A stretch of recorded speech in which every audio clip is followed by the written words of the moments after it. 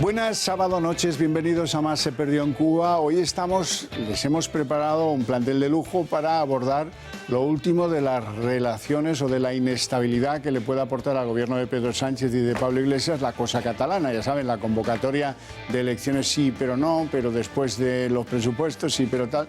Se lo vamos a contar de manera que quede bien clarito que esto es un nubarrón grave que puede averiar, para después del verano puede averiar, no digo que lo haga, pero puede averiar el gobierno de Pedro Sánchez y por lo tanto merece nuestro análisis. Y como ya saben que las decisiones que toma este gobierno hay que mirarles el culo como a los yogures para ver la caducidad que tienen, pues vienen a durar pues entre 6 y 7 horas, luego lo van a ver con exactitud de relojero suizo. Por lo tanto, saber a qué atenerse con un gobierno dispuesto a rendirse la alfombra humana de separatistas, independentistas, exterroristas y todos los istas que ustedes quieran, resulta muy complicado. Pero como tengo una mesa de lujo, que les voy a presentar de inmediato, seguro que sacan conclusiones útiles. Doña Laura Fábregas, muy buenas noches. Buenas noches. Doña Laura es periodista del Español y comparte conmigo una condición, digamos, no buscada, ¿no? Que somos de esa tierra y podemos explicar a la gente cómo de malo es este Quim Torra, cómo de malo como político, ¿no? Como persona quizás también, no lo sé, pero como político es lo peor de lo peor que diría un bonaerense. Bueno, don Juan José Izcorbé, muy buenas noches. Buenas noches, don Javier. Abogado, diputado de Vox por Barcelona y seguro que nos tiene que ilustrar mucho porque ha estado detrás de todos los movimientos constitucionalistas que yo recuerde en Barcelona desde los últimos, pues ya con Pujol en alguno estuvo usted. Sí, fíjate. Ya sí, con Pujol. Bueno, ya hablaremos. Esto viene de viejo, ya hablaremos. Don Eduardo García Serrano, muy buenas noches. Muy buenas noches, Javier. Ya me permitirá que no le presente porque es que ya en esta casa por lo menos le conoce todo el mundo. Y en Cataluña también. En Cataluña también. En Cataluña también. La señora... Y bueno, me quieren en la misma medida que me odian, ¿eh? A medias. Bueno, pues algunos nos odian solo y a lo mejor hemos dicho menos, no sé. Bueno, en fin, la vida es injusta.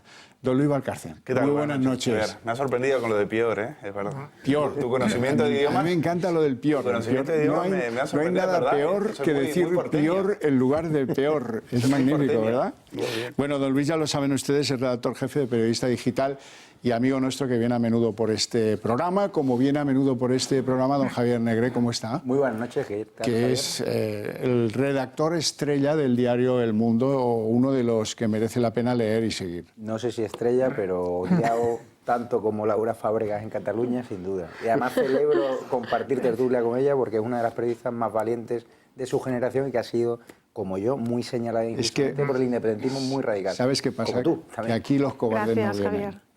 Aquí los cobardes no vienen. Nada. ¿Sabes por Cobardes qué? no No vienen. Porque yo no les invito. Eso está claro. Don Asís Timmermans, muy buenas noches. Muy buenas noches. Este señor, pues, ¿qué les voy a contar? Está detrás de toda la expectativa de relanzar una cultura española que se acomode a la sociología española, no de estas importadas que es que lo dice no sé quién y ya con eso nos vale, no, que sea autóctona y genuina. Y yo también se lo agradezco. Esto me decía, una vez coincidí con Hermann Tersch y John Muller, y entonces yo, pues muy divertido, en una tertulia de estas, no en una tertulia, sino en una defensa de España, y esto decía yo, Timmermans, Tersch, Müller, en defensa de España. Esto, Sí, esto es más lo bien que es. parece la delantera alemana, pero bueno, en fin. O los tercios de Flandes, que eran así los apellidos. Yo, sí, claro. Bueno, vamos a lo que vamos. En primer lugar, quiero que entiendan los pasitos para adelante, pasitos para atrás que da el gobierno. ¿Por qué decía yo eso de que hay que mirarles el culo como a los yogures? Para la fecha de caducidad, porque lo que vale a las 7 de la mañana, que digo yo, tan pronto no se levanta nadie de este gobierno, lo que vale a las 11, a las 6 de la tarde ha sido corregido, le hemos dado la vuelta al argumento. Lo digo porque hubo un momento después de que Torra, el infame Torra, dijera que iba a elecciones pero poniendo 3 condiciones, pues hubo un momento en el que Carmen Calvo dijo, no, la mesa para después de que se rellenen los huecos que dicen diputado, para que esa nueva conformación de Cataluña pueda sentarse a hablar con Pedro Sánchez el Magnífico. La recordamos. Producirse se produce en los términos de la seguridad jurídica, del Estado de Derecho, de la legalidad de nuestro país, para hablar de Cataluña, para hablar de la situación que se ha vivido en estos últimos años y de los problemas de Cataluña. Y desde luego no se produce para hablar de algunos planteamientos que he podido ver en los medios a partir de declaraciones que se han hecho hace un rato y que nada tienen que ver con lo que este gobierno tiene que hacer en Cataluña. Bueno, esto pasaba a mediodía, a primera hora de la tarde, y después de llamada telefónica de alguien que se le pusieron los pelos de punta, llamado Rufián. Pasó por Moncloa, habló con Pedro y al rato apareció un comunicado. Es que esto lo nunca he visto, es de chiste total. Pero aparece un comunicado que corrige a la vicepresidenta Carmen Calvo. ¿En qué términos? Vamos a escucharlo. El proceso electoral no impide la necesaria relación entre administraciones para resolver los problemas urgentes de la sociedad catalana. Las consecuencias de la borrasca Gloria son un buen ejemplo de ello. El gobierno mantiene el encuentro con el presidente Torra el próximo jueves. Cosa, la borrasca Gloria, el yogur, si ya les digo yo que esto es de coña. Y vencedor, claro, ufano, Rufián, dice que él no ha ido a violentar a nadie. No, que va. No, si es que las cosas no se consiguen así, que va. Dios me libre. Vamos a escuchar a Rufián, que tiene su interés. Buenísimo. Quiero que la gente se vaya con la idea de que yo aquí amenacé o que no, simplemente, pues como en cualquier ámbito de la vida o de la política, hay unos acuerdos que hay que respetar. Y si no se respetan, pues las relaciones se enturbian, ¿no? O se intoxican. Yo creo que simplemente lo que hicimos es pues recordar otra vez la importancia que tiene ese espacio de resolución política, porque si no, pues entraríamos en un bucle pues bastante tóxico también en la política catalana, ¿no? Hay gente con toda la legitimidad del mundo que comparte coalición con nosotros en Cataluña, pues que quizá no confía excesivamente en esa mesa y creo que darle excusas. Hay que ver cuánto hablan cuando no tienen nada que decir, ¿eh? Si esto es muy sencillo. He ido y les he dicho, no hay presupuestos. Se acabó los presupuestos. O mantenéis la farsa o se han acabado los presupuestos y ya podéis dar vuestra legislatura por acabada como la de Torra. Pero bueno, luego está la cosa para que la gente, el pobre votante, tenga que sufrir estas chapuzas de... ¿Cómo argumentan además, Dios mío, Luis? Sí, y hay que ver a este Rufián, al que entró en la política española tan bravucón, con la fotocopiadora y tan así con camisetas y demás, y ahora verle con esa carita así, ¿no? Que es tan tierno, ¿no? Ahora que lleva en Madrid, claro, en su tierra ya le dicen botifler, ya no puede ni salir a la calle. Y entonces, ahora se le ha puesto cara de Durán y Lleida, ¿no? Es nuestro hombre en Madrid. Es nuestro hombre en Madrid. Falta que le pongan una habitación en el Palace. Tampoco puede salir a la calle. Falta que le pongan, ni en su pueblo. Falta que le pongan una habitación en el Palace, que ya llegará. Ya tiene programa de televisión y solo le falta que lo tengan en el Palace. Carmen Calvo hablando de seguridad jurídica, es decir, la que nos ha dicho, la figura del relator, la del código, la que dijo que el Código Penal había que cambiarlo porque había que ponerse a nivel de la normativa europea, y enseguida sale otro por detrás, uno de Podemos, Jaume Asens, en la cadena SER diciendo, claro, vamos a cambiar el Código Penal para sacar a los presos de la cárcel, ¿para qué va a ser, no? Claro. Y la otra diciendo que no, que hay que actualizarlo, ¿no? Lo que diga Carmen Calvo dura, pues nada, o sea, tiene peor que los yogures. Tiene menos caducidad que un yogur, o sea que, Laura. Imagínate. Sí, bueno, yo creo que Rufián responde a Lledoners, a la cárcel, o sea, al señor Junqueras, que todo lo que dice Rufián tiene el aval de Junqueras. Lo que pasa es que su carácter es más polémico. Él llegó a la política española diciendo que estaría 18 meses en el Congreso y ni un día más. Ahora es otro. Ahora es otra figura, lo que pasa que él tiene la legitimidad de que Junqueras, porque es así, el Junqueras está cansado, la gente, los periodistas sabemos que su objetivo número uno ahora mismo es salir de la cárcel, la independencia está en un segundo plano. Otro que miente más que habla, porque luego en público lo que dice es mi libertad no es importante. Claro, si todos dicen esto, también Jordi Sánchez, que precisamente uno de los que no quería ni siquiera hacer la declaración de independencia, quería ir a elecciones, y ahora en cambio, como ya están en la cárcel, tienen que revisionar su discurso para intentar pues, mantener pues, su condición.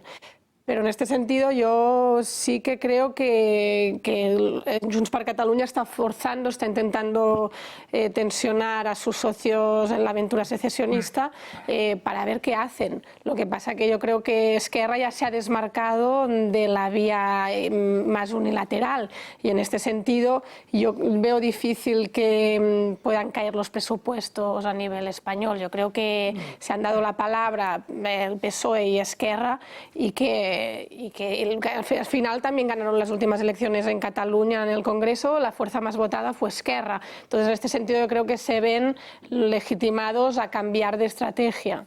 Veremos a ver las elecciones, Eduardo. Bueno, este es un episodio digno del Padrino. Vamos a ver, Rufián se ha presentado en la Moncloa con una cabeza de caballo en la cartera, no ha hecho falta que se la meta en la cama a Pedro Sánchez, de momento. O sea, cuando Pedro Sánchez contempla cómo sus cómplices de Esquerra Republicana de Cataluña defenestran a Torra en el Parlamento Regional catalán, pues gallea porque cree que le han regalado tiempo para dilatar la consumación de la felonía. Y entonces cancela la mesa bilateral y deja la amnistía en el aire. En cuanto Rufián se entera, se presenta en Moncloa. Y se presenta pues como se presentaba Luca Brasi a solucionar los problemas del Padrino. El rufián Luca Brasi de Esquerra Republicana se presenta en la Moncloa y le recuerda a Pedro Sánchez, que no es muy inteligente, pero hasta ahí llega. Pedro Sánchez sabe que las deudas con la mafia se pagan siempre en metálico, en especias o en sangre. Y le recuerda que si no convoca esa mesa bilateral antes de que se produzcan, que manda carajo, unas elecciones convocadas por un delincuente inhabilitado por el Tribunal Superior de Justicia de Cataluña, por la Junta Electoral Central y por el Tribunal Supremo. O sea, la convocatoria de esas elecciones es absolutamente ilegítima porque este chulo de Junts pel Cat no tiene la más mínima legitimidad para convocar nada porque está inhabilitado. Le recuerda que si no convoca esa mesa bilateral, pues que va a salir poco más o menos que a patadas en el culo de la Moncloa. Y entonces Pedro Sánchez, que repito, no es muy inteligente, pero hasta ahí sí llega, decide dar marcha atrás en 6 horas. Da marcha atrás en 6 horas y Rufián sale sacando pecho, eso sí, como salía el Padrino, le ha faltado salir acariciando un gato. Diciendo, esto está solventado, no ha habido ni que amenazar. ¿Cómo que no? Luca Brasi.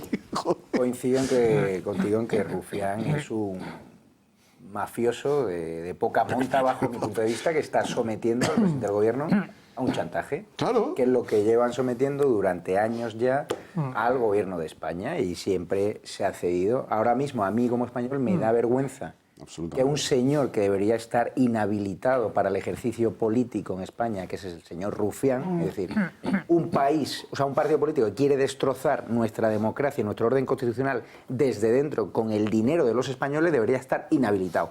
Rufián no debería ser recibido por ningún presidente decente de nuestra democracia. Y Pedro Sánchez, yo la conclusión a la que he llegado es que se alía con los enemigos de España porque él ya desde hace poco tiempo es enemigo de España. Los malos se han puesto de acuerdo y a mí un señor que blanquea a Otegi, un señor que señala a periodistas, un señor que tiene comportamiento machista con diputada del PP, un señor que fue rechazado en su puesto de trabajo por ausentismo laboral y un señor que es lo peor que ha pasado por la política española como Rufián, que jamás debería pisar el Congreso de los Diputados, ahí está en Moncloa. Y a mí como español me avergüenza, tanto o más que este presidente del gobierno, traidor, felón, como dijo Pablo Casado, y de verdad yo lo único que pido, si Pedro Sánchez está viendo este programa, que rectifique y que deje de someterse al chantaje de los mafiosos independentistas que, como bien se ha explicado antes, van a tensar la cuerda y van a llevar a España a la radicalidad, a la ruptura, porque España es el único país del mundo que yo recuerde que financia con el dinero de sus ciudadanos a sus enemigos. Por cierto, déjame añadir una cosa al comentario que has hecho antes de la reforma del Código Penal. Sale el ministro de Justicia en el Congreso y dice que es que hay que poner el Código Penal a la altura de los países de nuestro entorno en los que no existe el delito de sedición. Claro, no existe el delito de sedición porque los partidos sediciosos están prohibidos. Claro. Así, simple, para no repetir y aportar algo más, lo que llama la atención ya no es el hecho en sí, sino la escenificación, porque esto se podría haber hecho de otra manera, por teléfono, videoconferencia, amenaza, carta bomba, de muchas formas, pero no, quiero decir que se escenifica, no, pero yo me presento en Moncloa, me recibes inmediatamente, quiero decir que es una posición de fuerza, no solo de fuerza escenificada, yo soy el que tú lo haces, y en segundo lugar a mí me recuerda una declaración que podía haberla hecho Rufián, pero que no la hizo un portavoz de ETA, perdón, de ETA, que lapsus, del partido Batasuna en el Congreso, que dijo, nosotros ponemos y quitamos presidentes, dijo estrictamente hablando. Oscar Matute. Es que yo no pensaba citar al señor... Lapsus no, es que ETA y Batasuna son lo mismo. Javier, no me... El brazo político. Javier, es mi forma de decirlo, como puedes imaginar. Y dijo, nosotros ponemos y quitamos presidentes, dijo el portavoz Batasuna. Si ellos se creen con la capacidad de poner y quitar presidentes, imagínate a Esquerra, se cree con la capacidad de ir a Moncloa a ponerlo o quitarlo. Entonces, claro, Pedro Sánchez, las primeras rendijas que lanza para demostrar algo de dignidad ante su propio partido, porque también Pedro Sánchez tiene que dar mensajes a lo poco digno que puede quedar en su propio partido y no le permite. No queda nada, sí. No queda nada. Juan José Izcorte. Sí, vamos a ver. Esto podría formar parte de aquello del latinismo, aquel pacta sunt servanda. Lo que se pacta hay que cumplirlo, ¿no? El problema es que no sabemos qué se ha pactado exactamente. No tenemos la letra pequeña de esos pactos, que han de ser pactos gruesos, desgraciadamente, para el futuro de España y para los españoles. Eduardo comentaba sobre la legitimidad de un presidente, donde efectivamente se produce un galimatías jurídico muy interesante, porque en este momento todo el mundo sigue hablando del presidente Torra. Por cierto, yo soy Torra, Aizcorbe Torra. Del presidente Torra. El primo. Doy fe de que no tiene nada que ver con él. Lleváis la misma sangre. Doy fe. No. Racista, no catalana. Y me refiero que si ¿quién legitima a Torra? ¿No lo legitima la mesa en este momento? ¿La mesa del Parlamento? ¿No lo legitima la mesa? Si lo legitima la mesa, ¿él está usurpando algo? ¿O no está usurpando nada, sino que está legitimado por la mesa? O sea, el vericueto judicial y jurídico en el que estamos metidos es importante, porque evidentemente, si no es presidente, y sigue ejerciendo de presidente, porque el presidente del gobierno español hablará con el presidente de Cataluña, es muy difícil que un tribunal deslegitime a quien ha legitimado el presidente español, incluso la propia mesa del Parlamento, porque si no fuera presidente no puede convocar elecciones. Bueno, o sea, esto es al final algo rocambolesco. Sí, en un país normal esto lo dirimiría la Abogacía del Estado, o la Fiscalía General del Estado, que diría, momento, la Lorete está por encima del Estatut de Cataluña. Usted dese por inhabilitado. Ya no está ahí, por tanto que sea el vicepresidente el que herede funciones y el que convoque elecciones. Pero claro, como aquí ese ejercicio no lo ha hecho nadie, es más, han comprado la tesis de que es el estatut el que dice que es la sentencia firme la que inhabilita al presidente, pues oye, allá para allá, el tío se ha venido arriba y ha convocado elecciones de una manera que van a ver ustedes después de la publicidad. No tiene desperdicio, se lo advierto, ¿eh? Hay que conocer ese pedacito de la historia de los indultos para llegar a entender la baja categoría política de algunos de sus líderes.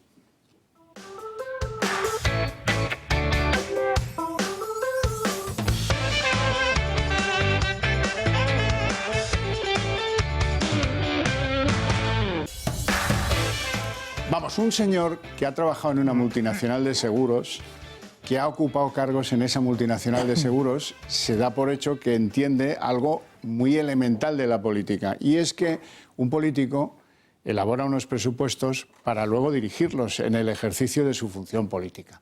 Tú, de manera completamente, vamos a hacer reír, que alguien diga, no, Primero los presupuestos y luego convoco elecciones. Pero, chico, que les estás embadurnando el terreno a los que vengan. Tú haces un presupuesto es porque quieres llevarlo a cabo, que ya sería ahora 3 años sin presupuestos en Cataluña. Vale. Y entonces lo que no puedes es amagar y no dar, que es la historia de Torra. Convoco elecciones, pero lo haré cuando esté aprobado lo de los presupuestos. Porque la gente al final, lo incomprensible es que haya gente todavía votando opciones políticas representadas por tipos como Torra. Esto es lo que dijo el otro día, convocando una rueda de prensa a las 12 de la mañana, absolutamente central. Vull comunicar-vos, doncs, que una vegada s'hagin aprovat els pressupostos al Parlament, anunciaré la data de les eleccions. I ho faré amb la mirada posada sempre en allò que sigui millor pel país. És amb aquest criteri que decidiré quan es faran unes eleccions que han de servir per refer el mandat democràtic. Lo normal en Cataluña es encontrarse gente que no conoce cómo se llama el consejero de un área de gobierno, porque como no se trabaja, como no se está sobre el territorio, sobre la agricultura, sobre la cultura, sobre la economía, pues la gente no conoce a esos que supuestamente tienen el título de conseller de no sé qué. El último Parlamento, que trabajó 4 años enteros en Cataluña, elaboró una ley, una y solo una. Después de eso, ninguna, porque todos han estado en sensación de provisionalidad y pensando en un solo objetivo, la independencia. Todo lo demás, el bienestar de la gente, que es una ocurrencia que algunos en Cataluña, al oír esto, deben haber tenido muchas ganas de hacerle algo feo. Una butifarra, por ejemplo, que sería una cosa muy catalana, ¿no? Alegar que es que hay que poner el país a trabajar, pero oiga, si usted ha puesto el país a las algaradas. ¿Y Javier, se han olvidado del 3%? No, que va. Tú conoces bien Cataluña. Que va. Eso es de lo único que no se olvidan en esa formación, hija de quién es. Vamos entonces a escuchar lo que de verdad le quemaba ese día, que al final lo dijo 3 veces y por lo tanto pues es evidente que ese es el asunto. La traición de la que él cree haber sido objeto por Esquerra, que no le continuó defendiendo para no perder el escaño. Esto es así de sencillo. Lo dice incluso. I us demano expressament, president, que garantiu els meus drets de diputat, tal i com públicament ho heu fet sempre i específicament el dia 10 de gener. Confio que aquest Parlament, i apel·lo a tots els diputats i diputades, reverteixi aquesta irregularitat, aquest fet il·legal, de manera immediata. Si no és així, posaran en risc la continuïtat de las instituciones. Bueno, ya lo ven, la cuestión es que el Parlamento, de manera un poco incomprensible, aprobó 2 resoluciones según las cuales iban a defender que continuase con el escaño a pesar de lo que dijera o no el Supremo. Fue antes de que el Supremo hablase, luego habló el Supremo y a la hora de ponerse gallitos, pues los de Esquerra, con Torrent al frente y la mesa del Parlamento, dijo, bueno, vamos a la solución transaccional. A ver si cuela, dejarlo como presidente de la Generalitat, pero quitarle el escaño. Y si con eso se conforma España, pues mira, tira que te va, el mal menor. Esa es la cosa. Y la reacción y la dependencia, esto es muy interesante que ustedes lo vean, a este hombre pues le vuela el escaño, le desaparecen, le sustituyen, se queda como presidente de la Generalitat, pero eso no le vale. Y eso significa que en Cataluña tengan que volver a la quema de contenedores, tengan que volver a la violencia en las calles, tengan que volver a la algarada y tengan que volver a ese escenario que algunos pretendían, pues con el encuentro con Sánchez esto estaba superado. Pues no, de eso no, nada, de superación de nada, y así que hizo Torra con el chasquido habitual sus deberes, salió la ANC a las calles con la CUP de aliado tradicional y a decir que no consentirán. Por cierto, que en el alegato de Torra, del cual hemos oído algún fragmento, la República y la autodeterminación son el objetivo del gobierno ahora, ayer y mañana. O sea que las cosas no cambian en Cataluña en absoluto. Pero ¿sabes Javier? qué pasa? Que si estos delincuentes salen a la calle en Barcelona, que salieron en los disturbios que yo estuve allí, que quemaron Barcelona, hubiesen recibido los palos que recibieron los agricultores extremeños, te aseguro yo que ahí no vuelve a salir nadie a hacer una algarada. Por lo tanto, ese apreteu del presidente, o lo que sea Torra, porque ya no sé lo que es, pero que tendría que estar en la cárcel, un tipo que llama a la movilización, que llama a quemar las calles de Barcelona por acción o por omisión y anima a incendiar y a echar gasolina, ese hombre tiene que estar detenido. O sea, ¿cómo que el presidente Sánchez va al Palau de la Generalitat a ver a un hombre que debería estar en Soto del Real? Pero en cualquier país democrático del mundo, en Estados Unidos, ¿se imaginan al presidente Trump llamando a la algarada a quemar la Quinta Avenida? Estaría en prisión, 100%. Por lo tanto, yo lo único que pido a este país es un poco de cordura y que los periodistas sigamos denunciándolo y que la gente en la calle lo siga denunciando, porque si no, lo que va a hacer el presidente Sánchez lo vamos a pagar de por vida. Yo siempre he dicho que Sánchez va a hacer bueno al sinvergüenza de Zapatero.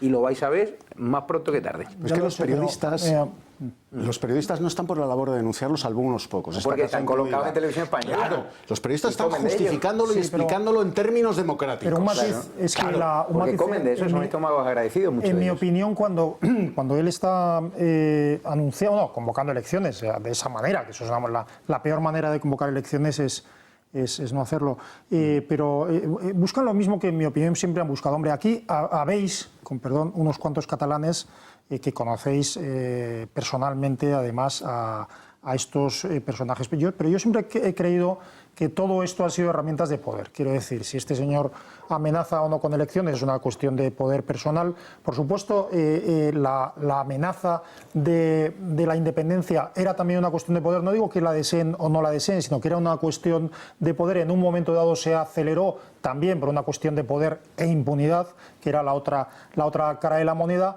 Y también, por supuesto, educar durante 40 años a la sociedad en contra de lo español y con una serie de clichés y de formas maniqueístas, ¿no?, a favor de todo lo nacionalista y en contra de todo lo no nacionalista, también era una cuestión de poder dominar a una sociedad. La independencia puede ser buena o mala para este zopenco, perdón por lo de zopenco, pero es que desde que ya nos llamó a mí y a mis amigos catalanes bestias salvajes, le llamo zopenco yo.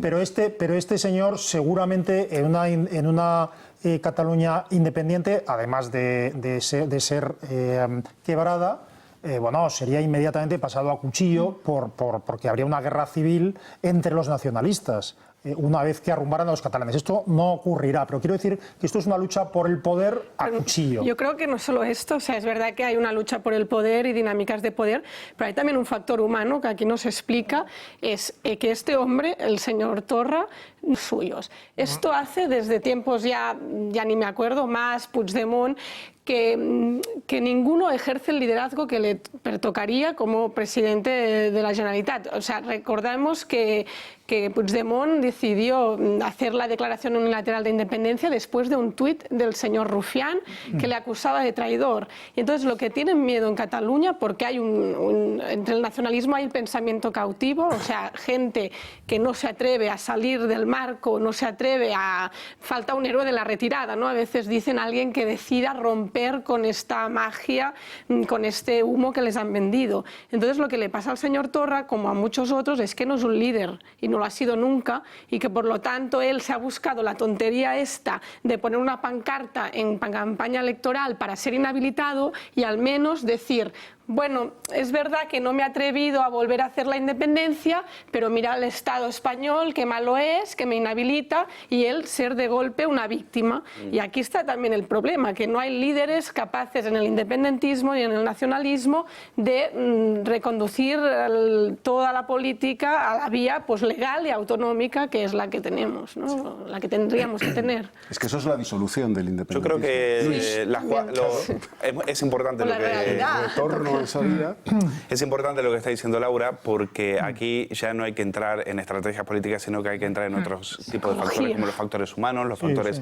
Venga, yo, por ejemplo, había dos jugadas que a mí me costó mucho entender, y por lo menos hago una lectura que no sé si es cierta, pero que le encuentro por lo menos cierta lógica. Primero, que Torrent y compañía decidan acabar con Torra, es decir, decidan acatar la ley, lo cual eso ya en Cataluña ya es noticia, ¿no? Ya es extraño. O sea, ¿qué lleva a estos delincuentes a acatar la ley, ¿no? La respuesta para mí está en ese abrazo que se vio entre Junqueras cuando va a la comisión y Torra. Cuando Junqueras la abraza no se ve, pero por detrás hay un puñal de este tamaño, una daga de este tamaño. Ahí están las imágenes. Ahí está. Bueno, no se ve, pero hay una daga impresionante que la que le va a clavar por la espalda a Torra. Le va a decir, ahora te vas a enterar. Yo no estoy en la cárcel y tu jefe que está en Waterloo y se lo está pasando de cine, pues ahora os vais a enterar. Entonces, para mí, la orden de Junqueras es, a partir de ahora, acabar con Torra. Y la forma de acabar con Torra era acatar la normativa que le dejaba, le quitaba la condición de diputado a Torra. Luego está la segunda parte, que es la jugada que hace Torra al salir. Es decir, para mí, es una jugada desesperada, es una jugada políticamente inexplicable, o sea, que alguien me la explique, políticamente es desastrosa y yo creo que es la jugada propia de un tío, que ahí también entra lo que decía Laura, es decir, ¿sí? ¿Queréis ir a elecciones? Pues vamos a ir a elecciones. ¿Por qué? Porque en esas condiciones siempre digamos, en este momento, el lado batasuno de los independentistas, es decir, Junts per Cat y toda esta patulea, siempre se sienten elecciones mucho más fuertes que Esquerra. Esquerra son los segundones, son los que siempre pierden, son los que parece que van a ganar y después se quedan mueren ahí en la orilla y entonces dicen, ¿queréis elecciones? Pues vamos a ir a elecciones. Lo de los presupuestos yo no lo entiendo, o sea, políticamente no tiene ninguna explicación y para mí es de una torpeza inexplicable. Es evidente que esto tiene un componente castigo a Esquerra Republicana. Claro. Os quiero recordar que había una variante. Cuando Torra convocó eso a las 12 del mediodía, se especulaba con que pudiera deponer a Aragonès y nombrar un vicepresidente de la Generalitat que fuera de Junts per Catalunya, o que podía convocar elecciones. Pero las dos cosas eran castigos a la traición, a la deslealtad de Esquerra en la Cámara de no haberle defendido. Esa es bueno, ustedes podrán considerar, podrán ponerle el adjetivo psiquiátrico que convenga, pero el individuo está pensando en eso y solo en eso. Efectivamente, como decía Laura, hay componentes que trascienden a la actividad política y hay componentes personales, la libertad o no libertad, la situación personal de cada uno de ellos y sobre todo hay algo que nos despista a los clásicos que hemos seguido por circunstancias personales en Cataluña y la evolución política de Cataluña, que es el poder omnímodo que tenía Convergencia Democrática de Cataluña, que no olvidemos es el padre, es el Pau Lapallé de todo lo que sucede. Con lo cual, esos sucesores de Convergencia que no han dejado de ser herederos de grandes privilegios, que ya en Convergencia y con Pujol a la cabeza se fueron repartiendo, están absolutamente descolocados ante la maniobra de Esquerra Republicana, que de repente les ha superado, ha sido capaz de hacer lo que hacían antes Convergencia con el Partido Popular y con el Partido Socialista, que era pactar, y por eso decía yo lo del pacta sunt servanda. Tú tendrás que cumplir lo pactado, pero es que el problema es que no sabemos la letra pequeña de ese pacto.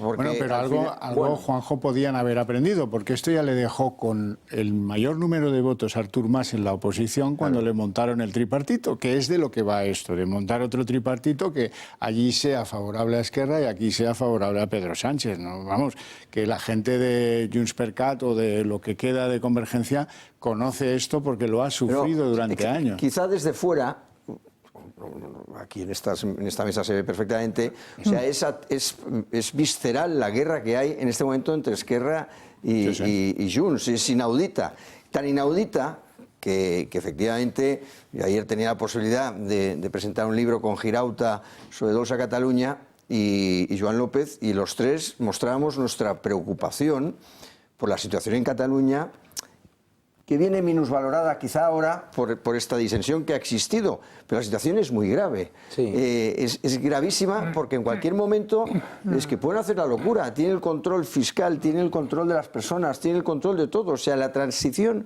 no costaría mucho, ¿no? Por eso la terrible expresión que aparece en la sentencia del Supremo de la ensoñación, eso es terrible, porque no es ninguna ensoñación.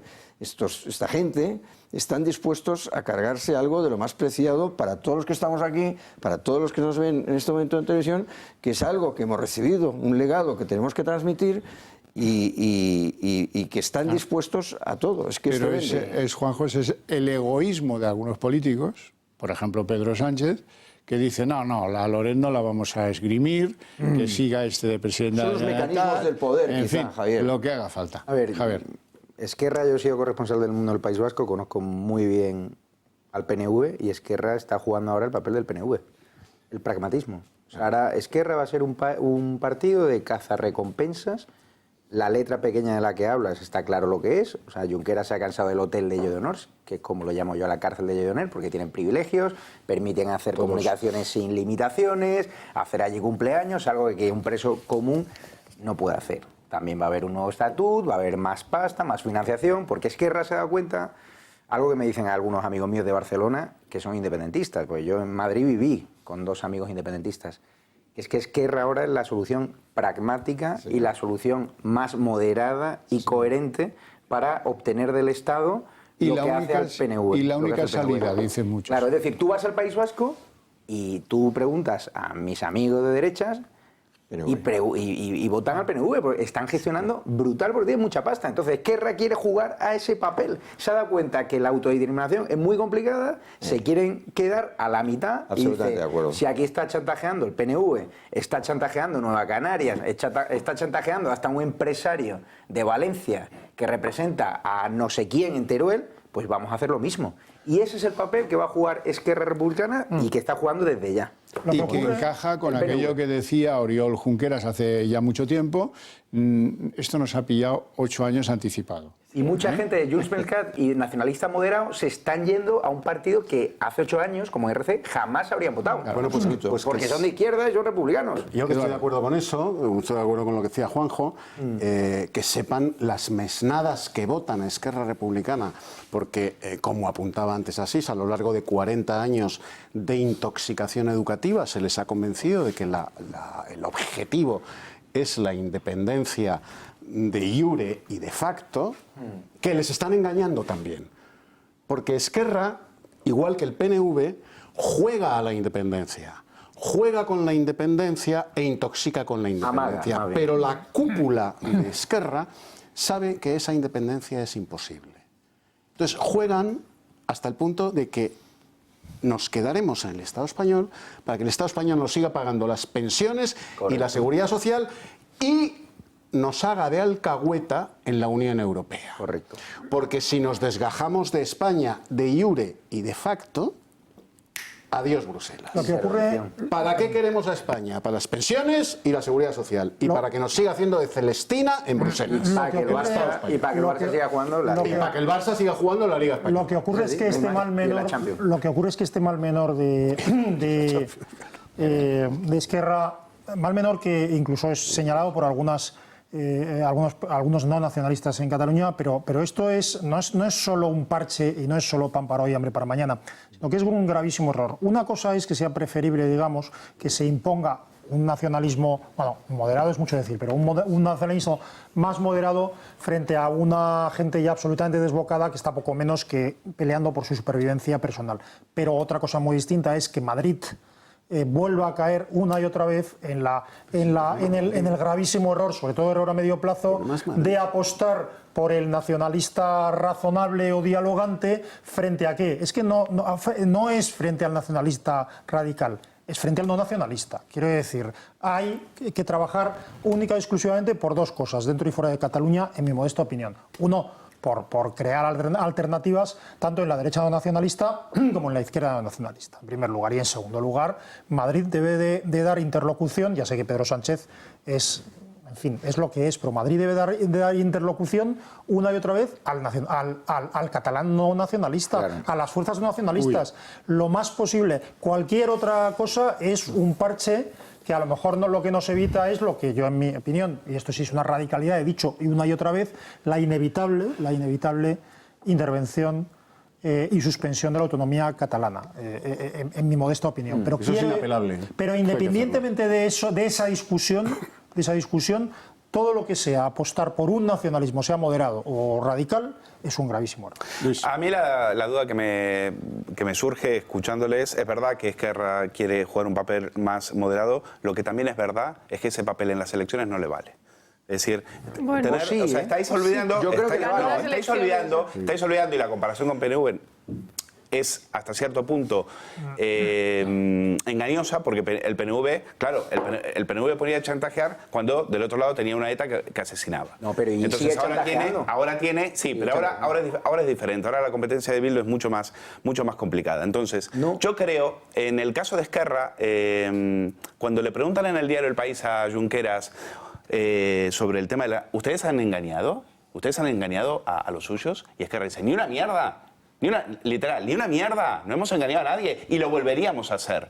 Entonces, ese papel, es decir, no estás hablando con un pragmático, evidentemente estás hablando con un tío que volvería a delinquir y a dar un golpe de Estado. Entonces, yo creo que Esquerra lo tiene muy complicado de cara, porque Esquerra, siempre las bases de Esquerra, en teoría eran las bases más activas, más independentistas, las otras eran los que jugaban al ser y no ser, ¿no? Y ahora se han cambiado las tornas, Ahora, hasta el tuit de Rufián, las 55 monedas de plata, eran los tíos que llevaron a Puigdemont a la declaración unilateral de la dependencia. Ahora han cambiado las tornas. Bueno, ahora que alguien me explique cómo estos tíos, que eran los de las 155 monedas de plata, le explican a sus bases que en realidad lo que queremos es la independencia, pero solo la puntita. Bueno, de hecho lo han explicado en el último. Lo que pasa es que ahí cuentan con el aval absolutamente en papel en blanco de Miquel Iceta. Claro. O sea, ¿qué pasa?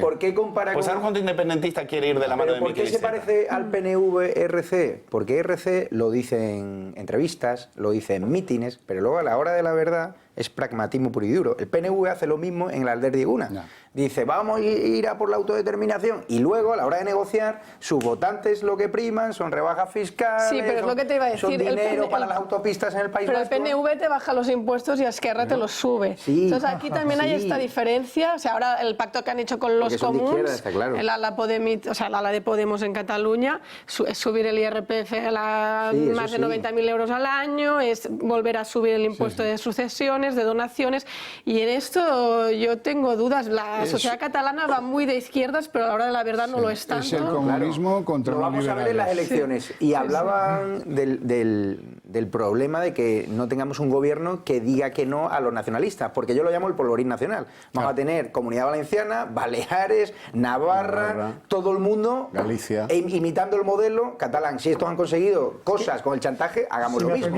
Y se sumará a Extremadura.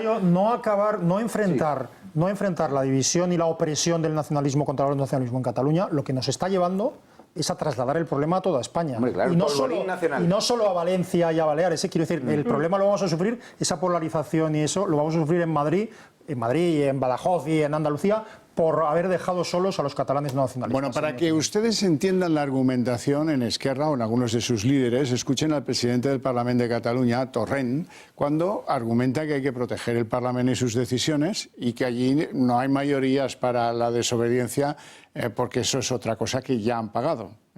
Vamos a escucharle. Tots i cadascun dels fets d'aquesta legislatura ens expliquen per si sols que no hi ha una majoria a l'independentisme preparada per una estratègia de desobediència. Señora Izcorbe, esto está cambiando. O sea, este no está dispuesto a ser un héroe. Este dice no. Que había un vídeo que corría de este señor. No nos deixareu sols, o sea, no nos dejaréis solos cuando demos el paso hasta el final, etcétera, etcétera. Claro, obviamente está cambiando. Se producen, es que todas las opiniones aquí son atinadas y acertadas. Efectivamente se produce, por un lado, ¿qué sucede con aquella sociedad catalana de derechas ante la política, por ejemplo, la ley de la vivienda aprobada recientemente que modifica la anterior, donde prácticamente se ven las expropiaciones de viviendas o pisos no ocupados, donde el tiempo temporal de los alquileres se va a los 9 años como mínimo, pudiendo ser reformados? O sea, ¿dónde está aquella derecha catalana? ¿Dónde está el nacionalismo moderado? Con hijos en la CUP. Sí, conozco algunos casos. Es que se produce el nacionalismo, es nacionalismo. No existe el nacionalismo moderado.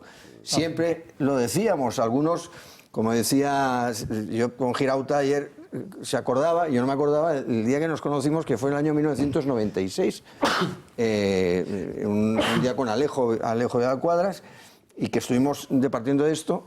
¿Se acordarán ustedes que Pujol fue nombrado Español del Año? Los 80. Es que fue nombrado mayor del año. Cuando algunos denunciamos... Yo estuve en ese nombramiento. Por aquí hay alguno. Denunciamos eso ya en aquellos años.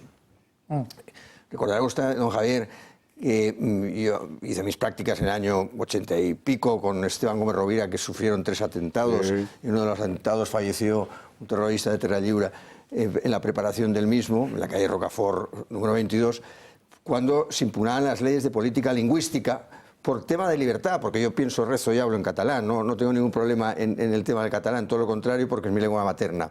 Pero la utilización espuria de esa lengua materna como hecho diferencial, porque el nacionalismo, a diferencia del patriotismo, el patriotismo abraza y quiere expandir en el abrazo. El nacionalismo lo que busca es la diferencia, la cuestión diferencial, el hecho diferencial y la exclusión. Entonces se han puesto de acuerdo en todo ello y han conseguido lo que le llaman el relato famoso. Es cierto que Esquerra ha ocupado un papel práctico, más que el voto útil, práctico. ¿Quién negocia ahí? Aunque se llevará el gato al agua posiblemente el PSC. El PSC supongo que recibirá mucho voto de la antigua Convergencia como personaje dominador de la situación. O sea, la figura del señor del PSC es controlo Cataluña y controlo España, porque Sánchez va bajo los pasos que le va marcando el PSC. Y los hijos de aquellos de Convergencia, que en teoría eran los señores, no del Ecuestre, pero sí de otros clubs famosos y financieros, pues se han movilizado ahora y son los que cortan carreteras junto al presidente de la Generalitat, Torra. El galimatías que se ha producido en Cataluña, la transformación que se ha producido en unos años es tremenda. Solo un apunte rápido. El pragmatismo de Esquerra no viene porque se hayan hecho más buenitos. No, es que tienen a su líder en la cárcel. Claro, por supuesto. Pero siguen pensando igual. Sí, siguen pensando igual. Y más. Sí. Bueno, tienen un recuerdo. La única copa que han ganado en su vida la ganaron con un tal Maragall en una cosa que se llamó el tripartito. Y ese es un recuerdo que está donde los trofeos. Así es que esa aspiración para algunos puede ser suficiente, para otros no. Yo creo que se van a dar un batacazo electoral los de Esquerra. Aquí hay diferencia con algunos de los que están aquí, pero eso lo vamos a tratar, si acaso, después de la publicidad.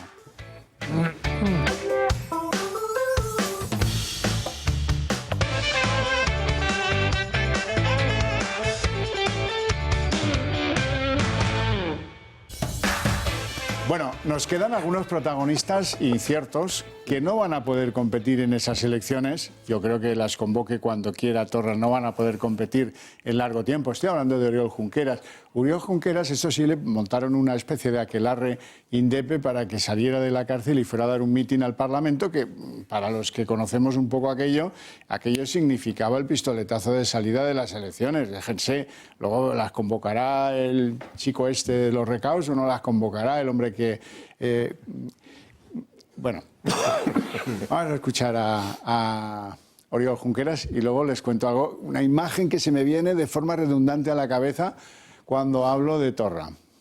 Vamos a escuchar a Junqueras. Un referèndum d'autodeterminació és una cosa normal i nosaltres volem tornar-lo a exercir i el tornarem a exercir. Bueno, esto es lo que dice Torra, Junqueras, el que manda en realidad en ese escenario y el que se está cargando de vitaminas del Mesías. Yo soy el Mesías, yo soy el que pringa, yo soy el que estoy en la cárcel, qué dura es la cárcel, ahí lo dijo. Sabemos lo que pía en privado, esto es insoportable, tenéis que sacarme de aquí, lo que dice en público no acaba de cuadrar con eso, pero es evidente y absolutamente legítimo que el hombre pues diga, oiga, si hay un pacto que me pone en libertad, pues que me pongan en libertad, porque es que aquí se está muy mal. Cuando uno conoce lo que es la libertad y está entre barrotes, Negre, y tú has conocido el olor y los ruidos de los centros penitenciarios, aunque sean de lujo, eso es bastante. Hace mucho frío en Soto del Real. En Lledoner menos, pero hace frío. Es mucho menos, que dices, claro, lógicamente. Y además de todo eso, hay otro detonante. Hay muchos que piensan, yo entre ellos, que la pasta es muy importante. Y lo voy a demostrar con algo que ustedes pueden analizar y a lo mejor darme la razón o no. Ustedes verán. La cuestión es que hay un señor que entiende de contabilidad, que trabaja en el Tribunal de Cuentas y que hace un análisis de las cuentas de la Generalitat en el momento 1O. Y esto del Tribunal de Cuentas es una cosa que va lenta, exasperantemente lenta. O sea, ahí no hay prisas para nada. Hay endogamia, eso sí, mucha endogamia. Pero prisas no ha habido nunca. Bueno, al final ese señor termina un análisis preliminar que habla de que, bueno, tal vez 4.300.000 euros de las cuentas públicas sí se habrían dedicado a fines del referéndum independentista, con lo cual hay hay un indicio de malversación que no ha llegado a ningún tribunal. Estamos hablando de un organismo administrativo.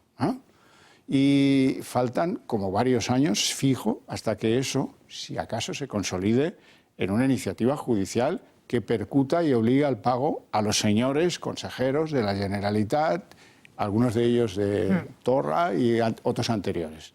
Pero, oigan, no ha hecho más que salir la nube del Tribunal Constitucional y sale el de Bruselas, como le llama Guerra, de Bruselas, y empieza a sacar el platillo para pedir, oiga, póngame aquí dinero que hay que atender esto, como hizo Artur Mas. Lo cual, como vamos a hablar serio y claro toda la noche, nos abre un camino espléndido de acotar el independentismo, por lo menos el catalán. Y es la buchaca, lo vimos con Artur Mas y lo hemos vuelto a ver ahora. Esa apelación inmediata a pasar el platillo varias veces, que esta vez van de veras y son muchos euros los que hay que recoger, la exponía Puigdemont apenas 24 horas después de que el informe se conociera. Y este es un camino, interesante camino, no sé qué opinas tú, Negre, sí, que habría que ampliar. Bueno, el problema es cuando hay magnates internacionales, que todos sabéis quiénes son, financiándoles. Esto al final es una pose de cara a la galería. Ellos están ultrafinanciados, tienen presupuesto para dominar la batalla de las redes sociales, para dominar la batalla del SEO, para que el independentismo llegue a nivel internacional, para generar estómagos agradecidos entre los corresponsales de las principales cabeceras internacionales. Entonces, mientras haya magnates que empiezan por G financiando toda esta historia, será muy complicado. Pero yo estoy contigo, Javier, en que hay que aislarles económicamente, no darles ni un duro, sobre todo porque hay comunidades autónomas que lo están viendo y van a echarse a la calle y van a empezar por la vía del chantaje, por la vía de la violencia, y van a decir, si los catalanes o los independentistas han conseguido mucho mediante el chantaje, si los canarios también, si los vascos también, los extremeños, ¿por qué no? Y eso es lo que va a pasar en España, en Navarra, en Baleares, en Comunidad Valenciana. Va a haber un polvorín nacional más pronto que tarde, porque ya han tomado las aulas, está viendo adoctrinamiento en Navarra, en Baleares, en Comunidad Valenciana, y esto va a ser un galimatías que el Estado español, como lo concebimos ahora, dentro de unos años, yo creo que no va a existir como tal. Sí, pero la vía del Tribunal de Cuentas ya se ha mostrado más efectiva que la vía penal y que la vía de la responsabilidad civil subsidiaria. Sin ninguna duda. Y además, bueno, yo no sé si a Artur Mas, que mientras pedía dinero para pagar las multas del Tribunal de Cuentas, estaba en un yate de lujo, con unas vacaciones de lujo, yo no sé si a él le financia o no Soros, o si la multa de Puigdemont la pagará Soros. No tengo la menor idea y le digo así. Pero las sanciones y los tribunales tienen un efecto pedagógico importante, igual que lo tiene la impunidad.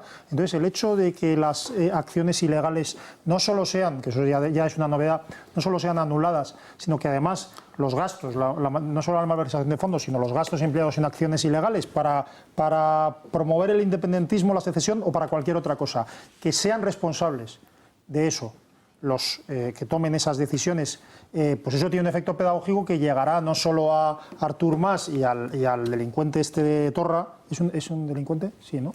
Según Lorena Roldán, sí. Yo opino también, pero pues estoy dispuesto estoy dispuesto a refrescar mi derecho penal y llamarle criminal en vez de delincuente. Bueno, pues no sé si a estos delincuentes les pagará Soros o quien sea el dinero, pero no creo que se lo pague a todos. Y además, cuando uno es financiado, es decir, cuando a uno le dan dinero para pagar unas multas, ya tiene un problema.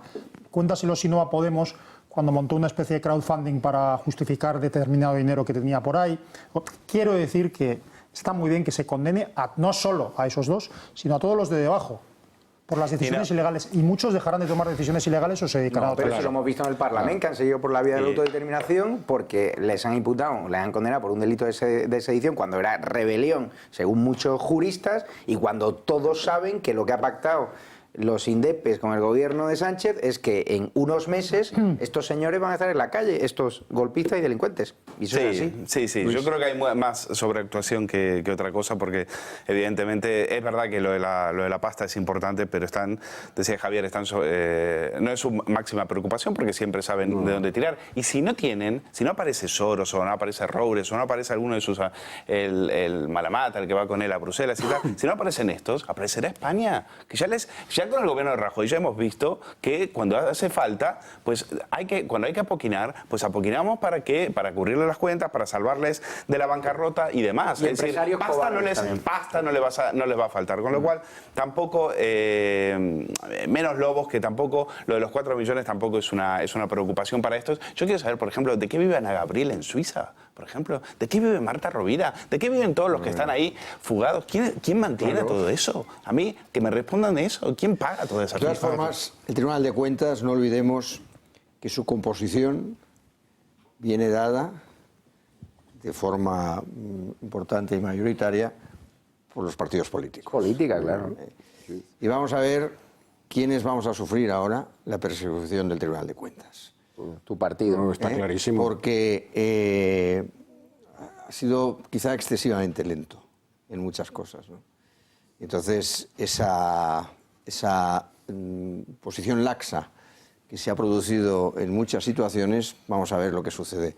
Por eso, la gran importancia que tiene ahora todo lo que está sucediendo y todos los movimientos que se van a suceder, tanto en la renovación del Consejo General del Poder Judicial, tanto en el Tribunal de Cuentas, tanto en el Tribunal Constitucional, que son sitios efectivamente claves. Y la desgracia, por desgracia, de que no sean entes objetivamente independientes, que funcionen con criterios técnicamente legales y que estemos al pairo de algo. Yo, fijaros, yo de joven he sido un ávido lector del diario de sesiones de las repúblicas, del franquismo, incluso de la transición.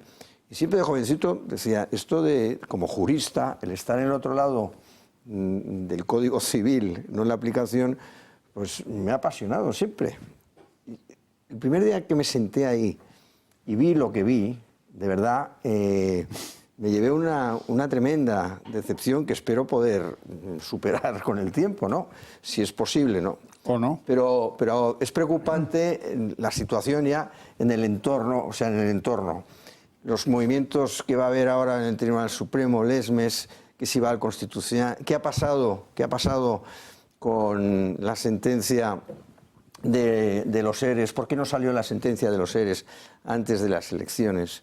¿Qué es todo esto que ha pasado? O sea, es que hay muchas cosas que tenemos que darle una vuelta. Pero esto importante. no es solo un problema del gobierno actual, ¿eh? Yo quiero recordar y una cosa que ha dicho Javier, que es muy importante. Lesmes era un hombre, usted se acordará de quién, ¿no? De un tal Alberto Ruiz Gallardón. Sí, Lesmes, sí, no, ¿eh? sin duda, pero pues, Javier ha dicho una cosa sobre el independentismo, que han trabajado muy bien todo el mecanismo de propaganda en el exterior y han trabajado muy bien todo el tema financiero. O sea, la cantidad de dinero que están recibiendo de X personas individuales y el engranaje de dinero es tremendo. Os cuento una anécdota rápida porque estuve no hace mucho con una de las personas que ha trabajado en la fontanería de Moncloa para contrarrestar la propaganda en redes sociales del independentismo. Y él, cuando le dijo, estos se están gastando al año varios millones de euros en posicionar en Google Catalonia is not Spain y un montón de medios digitales, dame dinero, hay que financiarlo. ¿Sabes cuánto le ofrecieron al tipo del gobierno? Menos de 100.000 euros. Cuando ellos se gastaban más de 3 millones de euros al año. Dice, ¿cómo vamos a contrarrestar una propaganda si me das un barco de Playmobil cuando ellos tienen fragatas enteras? Ese es el problema del gobierno central, desde siempre, el complejo. Después del 1 de octubre, Javier, cuando ya había empezado la diáspora de las empresas de Cataluña hacia el exterior, huyendo de lo que se preveía y que finalmente aconteció, tuvimos aquí al presidente del empresariado catalán. Entonces este servidor de todos ustedes le preguntó, pues eso, la pregunta del tonto. Oiga, ustedes, a partir de lo que ha pasado, de lo que han visto, a lo que les ha conducido, a ustedes muy en particular y a los españoles en general, todo este proceso que ustedes han financiado generosamente durante 40 años, ¿están dispuestos a recapitular, hacer examen de conciencia y financiar un proceso radicalmente distinto para que desde los medios de comunicación catalanes, desde la escuela catalana, se enseñe a nuestros compatriotas catalanes que ellos son parte esencial, por fundacional, de la nación española? ¿Están dispuestos a llevar allí legiones de maestros, de periodistas, a comprar programas para que Javier Horcajo, José Javier Esparza, un servidor de todos ustedes, en los medios de comunicación catalanes, les expliquemos a esas generaciones de catalanes intoxicadas y pervertidas por el nacionalismo, que les han estado engañando, que es todo lo contrario, que Rafael Casanova no era una suerte de Che Guevara del independentismo catalán, sino todo lo contrario, etcétera, etcétera? Respuesta: no. ¿A que no? No, claro. Es la posición cómoda, cobarde y traidora. El acomodarse pues ya está, a los no hay más tiempos. preguntas, señor fiscal. Bueno, pero ya cuando tiran, Laura, su empresa se vayan te ruego que me ayudes a explicar a continuación lo que van a ver, que es el último CIS catalán, cómo dibuja a mediados de diciembre, cómo dibuja la expectativa de voto, que como no hay otro más reciente, pues va a ser el que utilicemos como punto de partida. Ese es el diseño. No deja de ser una encuesta y yo ya saben que me fío casi nada de las encuestas, pero es verdad que este CIS algunas veces ha acertado. El CIS catalán, digo, el de Tezanos es otra cosa. Bueno, según eso, ahí ven el dibujo. Bueno, el dibujo pues está más o menos... este CIS catalán hace preguntas muy concretas sobre si apoya la independencia o no la apoya. En ese sentido, parece que la tendencia es a que crezca el porcentaje de gente que está desengañada de ese proceso o que no cree en él, contra el porcentaje de gente independentista. En su traslación a los partidos eso apenas se nota y digamos que es un recorta y pega de lo que en su día vimos en las elecciones, si acaso con algún pequeño avance de Esquerra sobre el terreno o el territorio de Junts per Catalunya. Ahora bien, bueno, todo este ejercicio es muy interesante, pero vamos a analizar lo que a nosotros nos puede interesar de esas elecciones, sean cuando sean en Cataluña, que es cómo va el voto constitucionalista. Eso es lo que Eduardo me ha dicho. De los otros casi que me da igual. Yo, obediente, aquí sirvo la referencia. Vamos a ver la evolución de voto de Ciudadanos y verán ustedes por qué lloran algunos, ¿eh? Ahí lo ven. Algunos que, por cierto, siguen pensando en Valls, en Manuel Valls, el francés, Le Petit Napoleón, como la solución de no sé qué cosas. Bueno, fíjense lo que han perdido estos amigos de Ciudadanos. En las últimas elecciones, esas que ganó como primera fuerza política Inés Arrimadas, 2017, tenían 1.100.000 votos, primera fuerza política. La segunda columna, esa que aparece entre ambas, ¿verdad? Esa es de las últimas generales del 28 de abril. Y ahí ya ven la debacle, el bajón, el bajonazo. Se fueron a la mitad. Y bueno, dices, bueno, pues ya está, han pagado la salida de Arrimadas, no sé qué. Bueno, ya está, que no se atrevieron a hacer no sé qué cosas. Y luego vinieron las siguientes generales y el corte todavía es más fuerte. La mitad. Se han ido a la mitad. Y eso es lo que son hoy. Y claro, la suerte de Ciudadanos parece echada, pues porque se ha ido Arrimadas, porque se han retirado algunos que estaban en política y que animaban el voto a Ciudadanos. Estoy pensando, por ejemplo, en Javier Nar o en Girauta, que tú citabas antes, que se han ido de Cataluña, aburridos o lo que fuera.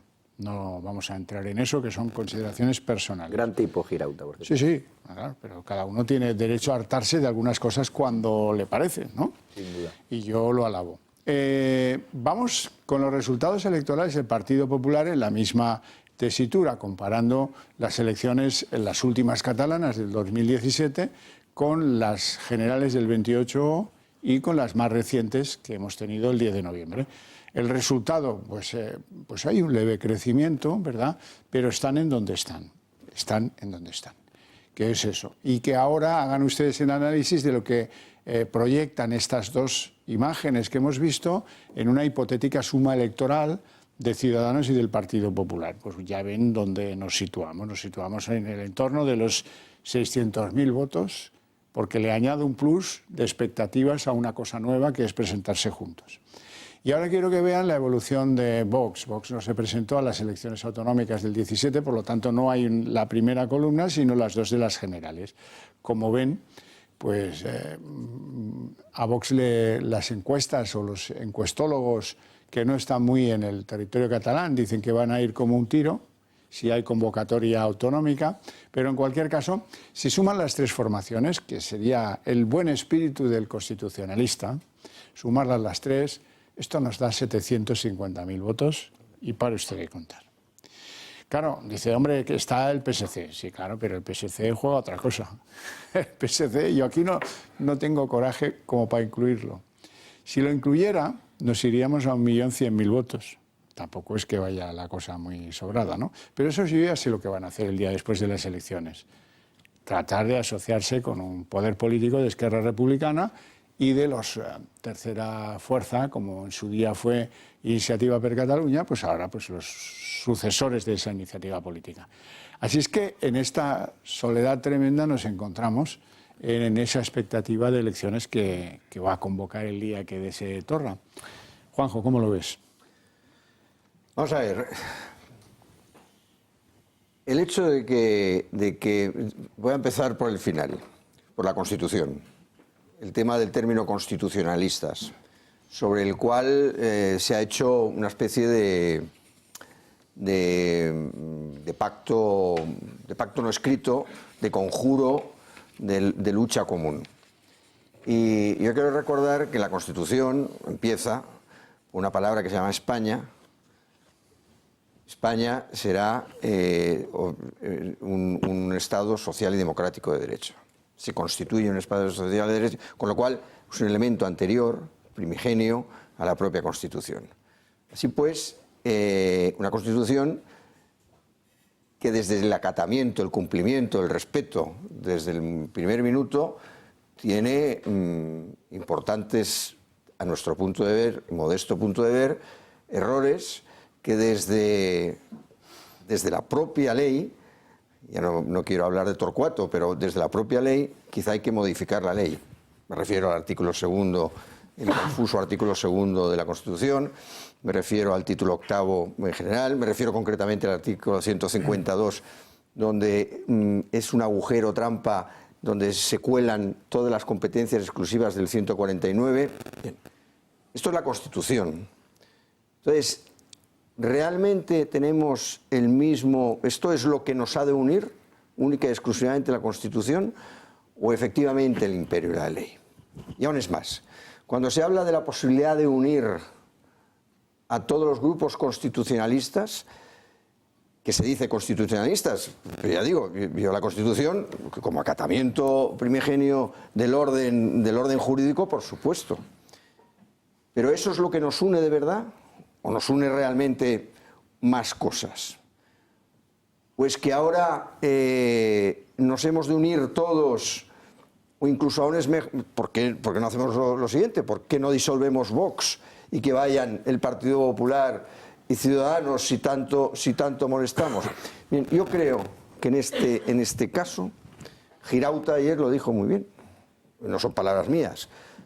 Creo que el Partido Popular y Ciudadanos posiblemente deberían llegar a un acuerdo, pero el hecho de que Partido Popular y Ciudadanos y Vox lleguen a un acuerdo puede significar que caigan votos de un lado y de otro. O sea, yo en este caso no creo que la suma de los tres partidos sume. Se pone el concepto de Navarra. Navarra no tiene nada que ver, porque ahí hay una bandera que arranca, que es UPN, Unión del Pueblo de Navarro, que es quien abandera todo eso. Ciudadanos apenas tenía fuerza.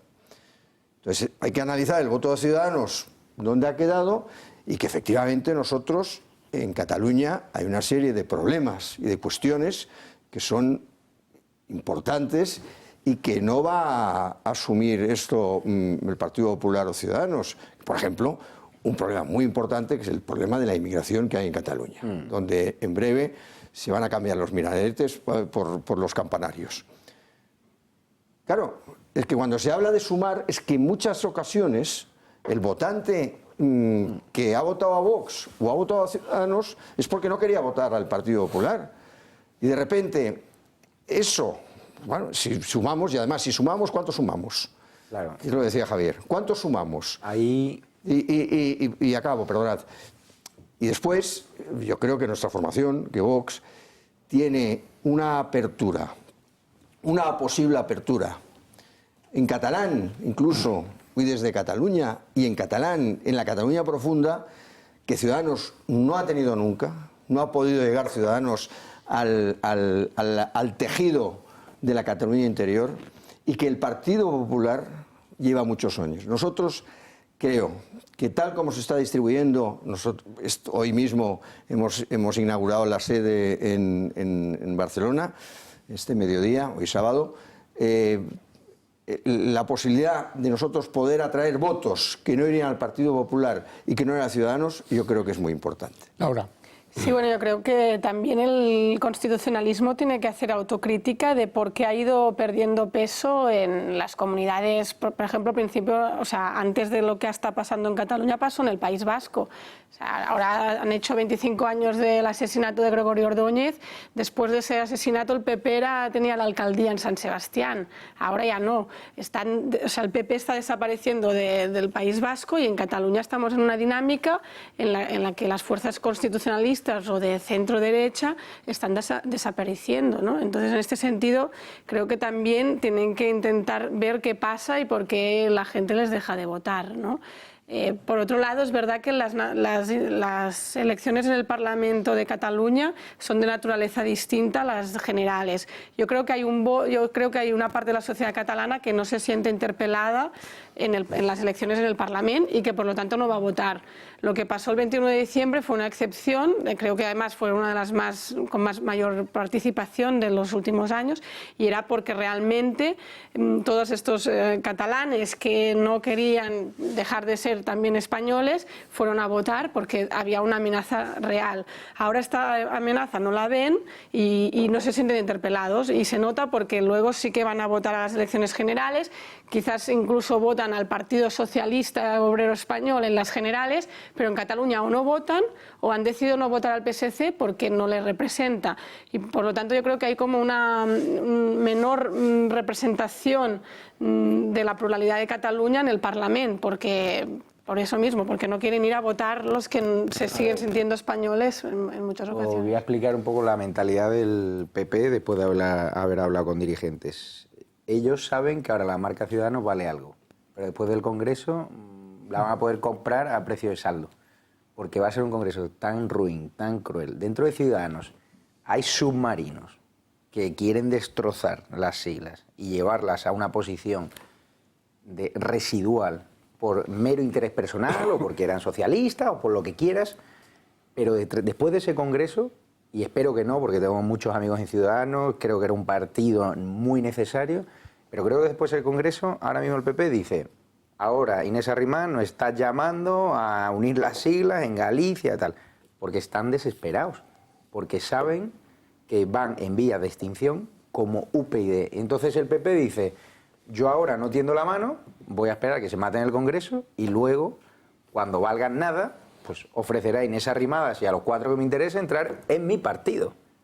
Pero nada de listas en común. Y yo coincido con el diputado de Vox, de que Vox ahora mismo es un partido que tiene una marca muy diferenciada, que tiene temas tabús y temas políticamente incorrectos y que ha sido un partido muy valiente, y que el PP, ojalá lo haga, le va a costar mucho sumarse. Por ejemplo, en el caso del PIN parental, el señor Pablo Casado acertó a la hora de sumarse a esa oleada ciudadana que inició Vox de pedir el PIN parental. Pero en su partido me consta que hubo un lío interno porque había varones que no querían el PIN parental. Ya hablaremos tú y yo, porque yo también tengo buenos amigos en Ciudadanos, pero qué descuento pronto pago le hemos hecho muchos periodistas a algunas cosas que sabemos que han sucedido en Ciudadanos y que no han salido nunca.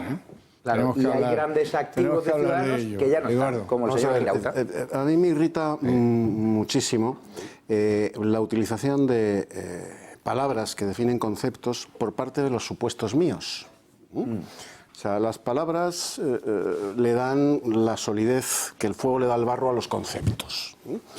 Entonces, a medida que el separatismo se ha ido quitando el embozo y se ha ido identificando como es, en función de lo que pretende, el españolismo no se ha enfrentado a esa identidad del separatismo porque le da complejito, provocado primero por el PSOE y después, y con el mismo entusiasmo, por el PP. Entonces han encontrado un concepto, un punto de encuentro, una palabra que parece que los aglutina a todos.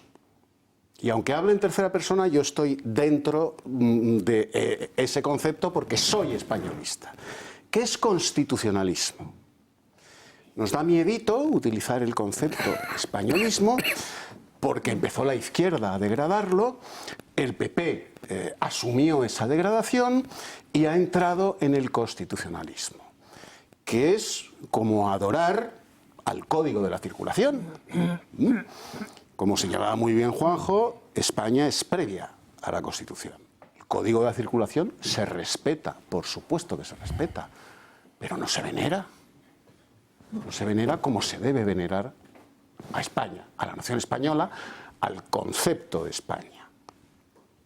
Ahora, en virtud de ese constitucionalismo, el PP, que es el beso de Judas en Cataluña y en el País Vasco, pretende que una formación nueva, que una formación que lleva camino de convertirse en el líder de la derecha nacional española, se le abrace en Cataluña, me estoy refiriendo a Vox, se le abrace en Cataluña, que es como abrazar, repito, a Judas.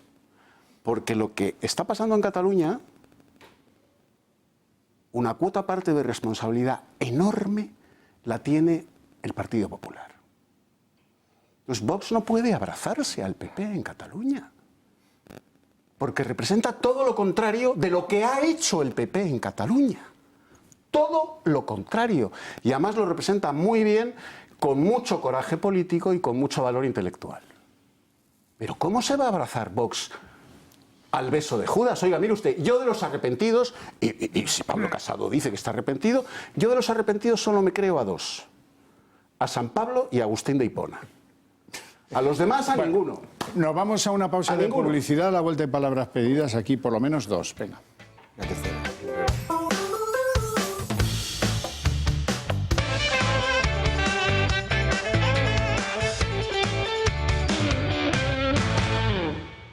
Bueno, antes de profundizar en esa fórmula que quizás ensaye por primera vez en Cataluña, de concurrir juntos Ciudadanos y PP o PP y Ciudadanos, Luis. Bueno, varias cosas. Es decir, decía Juanjo, España existe antes de la Constitución. El problema es que España en Cataluña no existe. Es decir, vamos a empezar por ahí. Entonces, la Constitución es un queso gruyère, es verdad, pero los que dejaron entrar a los ratones han sido los propios constitucionalistas. Claro. Soy el PP. Y de cara, mira, para entender la maldición de los defensores de esa Constitución, porque no está mal. Después de todo dice, bueno, vamos a defender la Constitución. Muy bien. ¿Por dónde empezamos? Vamos a empezar por vamos los a padres de España. No, España. Vamos a empezar por los padres de la Constitución. Miquel Roca, ¿dónde está? En el independentismo. Herrero de Miñón, ¿dónde está? Pidiendo un artículo para que en la Constitución aparezcan los catalanes, que son más bonitos, más guapos y más inteligentes que los españoles. Premios. ¿Dónde estaba Manuel Fraga? Manuel Fraga copiando punto por punto la estrategia de Pujol en Cataluña para instalar una CIU en Galicia. Administración única. Claro, y tú dices, ¿y estos son los que me iban a defender? Hombre, bueno, entonces, realmente, yo lo siento mucho por los constitucionalistas, o como se quieran llamar, se van a repartir las migajas, porque, ¿sabes por qué? Yo me pongo en la piel de esos heroicos catalanes que todavía se sienten españoles, dicen, ¿y para qué votamos a estos? O sea, si al final O sea, nosotros aquí nos han dejado abandonados. Dicen, cuando votamos en el 17 a los de Ciudadanos, al final, ¿dónde están a esos que han votado? Se han ido por razones, porque vivir en Cataluña es muy difícil, pero se han ido. Y están felices, ya escuchamos a Girauta, a Rimad, y están aquí y no quieren volver. Entonces dicen, ¿para qué les vamos a votar si se van a ir? Entonces yo digo, ¿cuál es el motivo? En el independentismo, cuando tú votas independentismo, al menos recibes algo.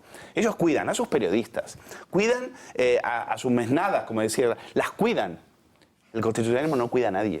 El constitucionalismo no les cuida, el constitucionalismo les da igual. ¿Sabes lo que han hecho con Cataluña? Han mercadeado con Cataluña. La han utilizado para mercadear. No es que ya no me creo lo de los complejos. Me creo que han utilizado Cataluña para sus propios intereses, para mercadearla, para trocearla, para secuestrar a sus ciudadanos y para repartírselos en función de sus propios intereses. Yo que soy muy pesimista, pero en mi casa me enseñaron a actuar como si no lo fuera, y por lo tanto es lo que hago.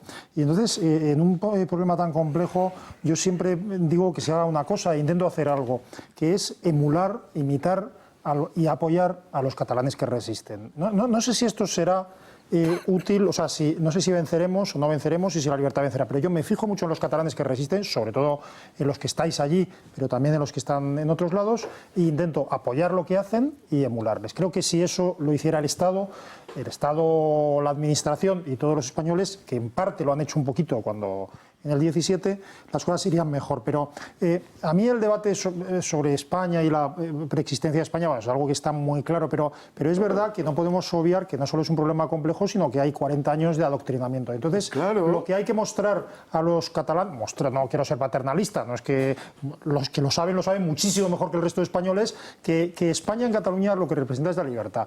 La libertad, entre otras cosas, de que el catalán sea tu idioma, para los que es su idioma materno, y no una herramienta de agresión o una forma de perder un patrimonio cultural enorme como es el Quijote o como es el español. Y esto venía, y con esto enlazo y termino, con el tema de si Ciudadanos, Vox y el Partido Popular deben o no colaborar y en qué medida. Evidentemente, mira, en Lérida, la colaboración entre Ciudadanos y PP puede determinar que haya un diputado o no, por ejemplo, para el Congreso Nacional, no para el Parlamento, o no lo haya. Ahora, en general, tiendo a pensar que concentrar 3 partidos, lo de 2 habría que discutirlo. Bueno, pero esto se me han ido ustedes... Es perder matices. Se me han ido ustedes al terreno de juego que les ha convenido. No, era el que habías planteado. Yo aquí he hablado del Partido Popular y de Ciudadanos, que son los dos que durante esta semana han ido madurando y que han llegado a conclusiones que van a ver ahora, según las cuales dicen sus dos líderes que esto es posible y que van a hablarlo. Vamos a verlo. Cataluña Suma está más cerca. Alejandro Fernández lanzó el guante el miércoles. Nosotros hace bastantes meses que ofrecimos la posibilidad de hacer Cataluña Suma. Además, siempre defendimos que Cataluña Suma debía ser el embrión de la posterior España Suma. Y Carlos Carrizosa lo recogió el mismo día. En Cataluña estamos en contacto continuamente con el líder del Partido Popular en Cataluña y estamos explorando todas las vías. Este viernes Inés Arrimadas ha confirmado que ya ha dado luz verde al acuerdo. Quiero anunciar que he trasladado a la dirección de mi partido la petición de una reunión extraordinaria para debatir y decidir sobre posibles acuerdos transversales constitucionalistas en los 3 territorios que en el año 2020 van a tener elecciones decisivas. Arrimadas ha convocado a la dirección de Ciudadanos la próxima semana. Allí incluso debatirán el nombre de la alianza. Con una fórmula mejor unidos, una fórmula lo más transversal posible, una fórmula abierta a diferentes partidos y a la sociedad civil, podemos tener una fórmula ganadora para defender de la mejor manera posible a los ciudadanos que están indefensos y preocupados en estos 3 territorios. Desde el Partido Popular se felicitan del giro de timón de Ciudadanos. Yo me alegro profundamente que Ciudadanos ahora parezca dispuesto a abrirse a esa operación en el caso de Cataluña. Es más, Isabel Díaz Ayuso reconoce que ha viajado a Barcelona para comenzar a tejer alianzas con los naranjas. A Barcelona precisamente a hablar de esto, hablar de unidad y hablar sobre todo de cómo tejer alianzas para que defendamos un proyecto de ciudadanos libres e iguales Así que veo muy oportuno que nos unamos y que tejamos esas alianzas pensando en el bien de todos, en un consenso y una convivencia que cada vez se hacen más necesarios en España. Eso sí, en Vox descartan, de momento, unirse a este bloque. Vox es el único partido que dice cosas diferentes al resto de partidos políticos representados en el arco parlamentario catalán. Por tanto, Vox es el único partido que está enfrente de esos partidos, de ese consenso progre que va desde Podemos hasta el Partido Popular, y de esta manera Vox será la alternativa social y patriota que se presentará a las elecciones catalanas. En resumen, Ciudadanos y Partido Popular comienzan a prepararse para unir fuerzas en Cataluña y, quizás, Galicia y País Vasco, las tres autonomías que celebran elecciones a lo largo de 2020. A ver, don Javier Negre. Realmente la única persona que le interesa al Partido Popular de forma honesta y sincera de Ciudadanos es Inés Arrimadas, es verdad, porque se han ido sus grandes activos políticos. Al señor Girauta, que es un referente para el centro derecha, desde sus redes sociales, desde su marca personal. El señor Albert Rivera también tenía su público, el propio Villegas, Fernando de Páramo. O sea, es decir, hay una generación de ciudadanos que se han ido de la política. Vox me consta que no va a entrar en el error estratégico de sumarse a esta alianza. Yo creo que esa alianza PP-Ciudadanos en determinadas provincias, donde se repartan pocos escaños y tal igual, puede ser positiva. Pero volviendo a lo de Cataluña, a mí me da mucho coraje que haya habido gobiernos con posibilidad de aplicar el 155 sin complejos, y yo en Cataluña, si hubiese sido asesor de algunos de los presidentes, habría hecho como el señor Iván Redondo entra a la Moncloa, como elefante en cacharrería. Y entras en Cataluña y se acaba el adoctrinamiento de las aulas. Intervienes las aulas durante el tiempo que consideren. Inhabilitas a los políticos y empiezas a cortar la financiación. Y se acabó el tema. El problema, yo hablaba el otro día con gente del PP de la Junta de Andalucía y me decía, poco a poco, no queremos tampoco descontentar a los socialistas. Digo, si es que el PSOE hace lo mismo en Madrid. Es decir, ustedes llevan un año gobernando, tenéis que entrar como elefante en cacharrería, sin complejos, con valentía, y por eso ahí Vox no quiere sumarse a esa historia, porque dice, si nosotros vamos a esta historia, van a decir que somos los partidos del pasado, el complejo, ¿no? Para los que Casado no es así. Para los que nos siguen y votan al Partido Popular, hay unas declaraciones de Aznar muy interesantes que yo no puedo sustraerme de ofrecérselas. Escuchamos a José María Aznar. Un nombre que se llama Ciudadanos y por otra parte otro que se llama Vox, tiene un origen, el mismo origen, que es Cataluña. Y por distintas circunstancias, las dos fuerzas políticas que emergen por razones de Cataluña y por defectos de algunas acciones que al menos una parte importante del electorado ve como insuficientes, no suficientes o simplemente no representativas de lo que el electorado, de lo que la mayoría representaba, ¿no? Vamos a ver. Vamos a ver, porque aquí o prescindes de la memoria o te pones colorado. Y yo he decidido ponerme colorado, ya me conocen. Bueno, este es el de las transferencias, lo que quieran. Sí, el que hablaba catalán en la intimidad, el que llegó a los acuerdos del Majestic, el que le cortó el cuello a Alejo Vidal Cuadras, el que puso a Mariano Rajoy. Porque aquí lo que está diciendo es la culpa de que haya aparecido Vox, la culpa de que haya aparecido Ciudadanos es de Mariano Rajoy, no mía. Pero bueno, Majo, tú lo pusiste. ¿Y qué hiciste durante todo el tiempo en el que mandó o manduvo? No sé si manduvo o hizo que otras mandaran Mariano Rajoy. Apariciones cada 9 meses, como el Guadiana, a propósito de un libro que escribía, de una conferencia que le convenía dar, y el resto del tiempo, ¿qué hacías, Majo? Sufrir por España. ¿Te peleabas mucho, de verdad? ¿O ibas con Eccleston y Agaja, los conciertos y folclores? Hombre, lo que dice Aznar es cierto. Lo que dice Aznar es cierto. El problema es que lo dice Aznar. Claro. Si lo digo yo es más cierto que si lo dice Aznar. Claro. Este ha sido el Kerensky del nacionalismo en Cataluña, el Kerensky de la derecha, ha sido Aznar. O sea, ahora anda su cachorro y heredero, Pablo Casado, rasgándose las vestiduras porque el PSOE y Bildu quieren echar a la Guardia Civil de las carreteras navarras. ¿Quién echó a la Guardia Civil de las carreteras de Cataluña? Y el porcentaje del IRPF, que fue un momio, hasta que España entró en crisis y dejó de ser un momio. Claro. ¿Quién se lo dio? En los pactos del Majestic. ¡Este pájaro! Yo, José María Aznar, que hablaba catalán en la intimidad. No solo hablaba catalán en la intimidad, ya me has provocado y me has puesto el rotor de la memoria. No solo eso, sino que se iba invitado por el tío del Palau, que por cierto, a ver si llega ya de una puñetera vez la sentencia del Palau, Félix Millet, se va invitado a Ibiza, en el yate corrupto del tío del Palau, de las sentinas del dinero de Convergencia. Ese invitaba a José Mari y a Ana Botella. Pero yo, bueno, siendo un poco yendo a la contra, a favor de Aznar o a favor del PP, incluso del PSOE, si decide después de Sánchez cambiar de rumbo, lo que es evidente es que hay un antes y un después en España, que es el 1 de octubre. Sí. O sea, intentar hacer ahora interpretaciones del pasado, de que estaba mal, de que Aznar pactara con los nacionalistas, es que en aquel momento no eran desleales. No se llega por esporas. Pero lo que te quiero decir es que en la época de Aznar... no surge por esporas. El 1 de octubre surge porque antes el Kerensky-Aznar de la derecha, que le abre la puerta al nacionalismo en Cataluña, ha hecho todo lo que ha hecho. Y su sucesor, Marianito el Corto, le sigue. Pero yo creo que por parte y ahí llegamos al 1 de octubre. Sí, pero... No surge como los níscalos después de la lluvia.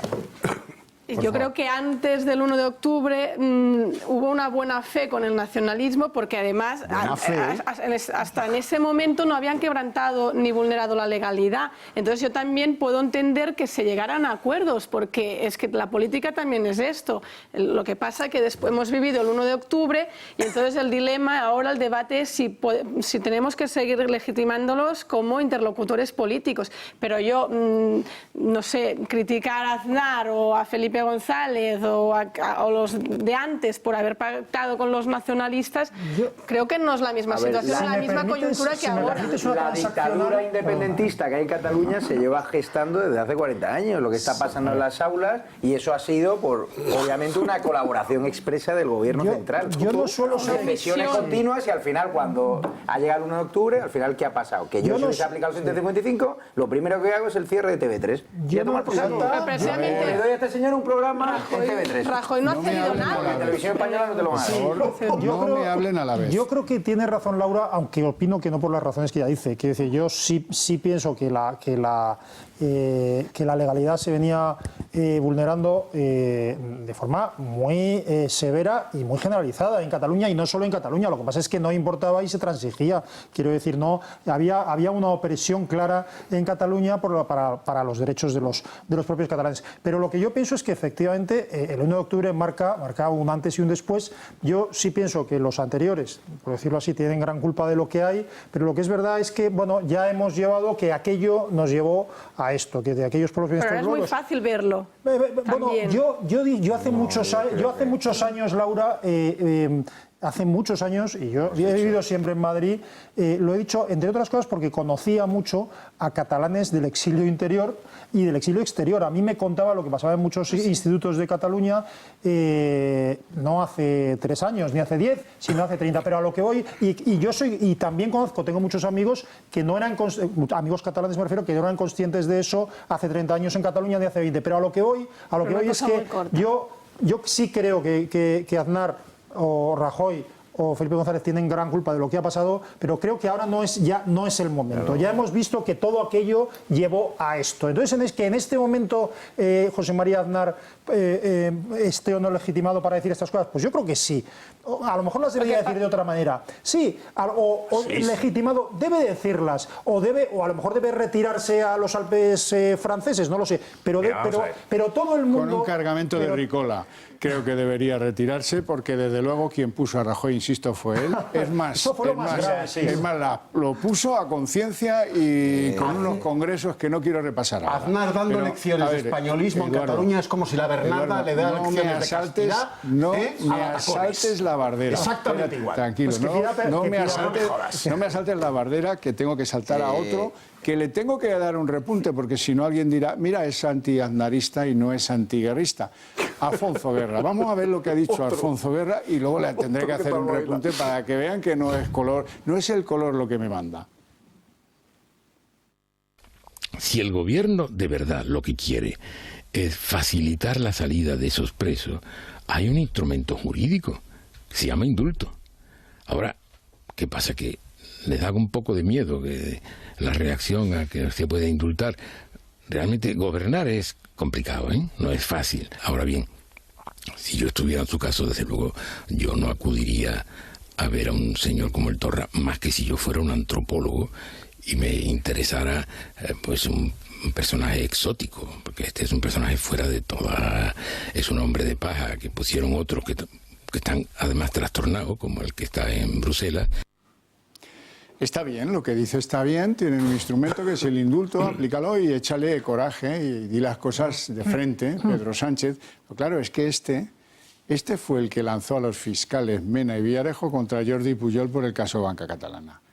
Y el mismo, fue el que arregló el asunto con un empate técnico y una retirada del fiscal general del Estado, menuda la que fue aquella, y un achantarse ante el órdago que les planteó Pujol en la plaza de la Generalitat. Eduardo García Serrano, conserve usted. Bueno, a lo que vamos, que tampoco está legitimado para decir lo que dice Alfonso Guerra, sin embargo lo dice y yo lo tengo que aceptar y me parece muy bien porque lo que dice del indulto es muy atinado.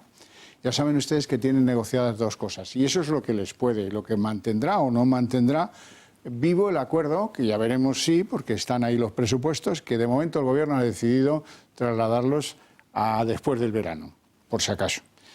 Veremos cómo sale de las elecciones Esquerra Republicana. Y tienen que atender lo del indulto, a ver cómo hace el Gobierno un indulto, y luego tienen que atender la autodeterminación. Y sin ninguna de esas dos cosas, y lo dice y repite tanto Torra como Junqueras, en eso están plenamente de acuerdo, pueden hacer que la legislatura de Sánchez se vaya al cuerno. Luis. A ver, qué fácil que es dar lanzada a catalán muerto, ¿no? Porque viene Aznar, viene... A nacionalista muerto. Sí, a nacionalista muerto. Pero vosotros me entendéis, ¿no? Es decir, viene Guerra, el que decía que tenía 50 diputados para frenar el estatut, y cuando llegó el momento, levantó la manito y dijo, sí, aquí estoy yo. Y ahora vienen todos a darse cuenta y a decir que algo, ni siquiera un poquito de autocrítica. Estamos aquí gracias a estos. Hemos llegado a esta situación gracias a esto. Por eso, en relación a lo que dice Laura, estamos aquí por culpa de estos señores. Si estos señores en ese momento, esto se pudo haber frenado hace muchísimos años. Mira, el caso Banca Catalana, sí, ¿lo frena quién? Lo frena Felipe González. Bueno. Felipe González. Curiosamente, como lo reconoció Juan Luis Cebrián en sus memorias, dice, fue él el que nos dijo que lo metiéramos en un cajón, cuando era el propio diario El País el que lo había sacado. Así como fue el propio diario El País el que sacó en los diarios 90. Aún peor, el fiscal Jiménez Villarejo dice que le ordenó Felipe no perseguir a Pujol. Entonces, eso es muy importante ver. Por eso, este ejercicio de transvestismo político es indecente. No nos merecemos esto. O sea, lo que estos señores, por lo menos, lo que tenían que decir es perdón. Deberían pedir perdón porque por culpa de estos señores hemos llegado hasta aquí. Bueno, quiero cambiar un poco, a petición de los señores intervinientes, quiero cambiar el último tramo del programa para hablar del bombero Ábalos. Claro. Bien.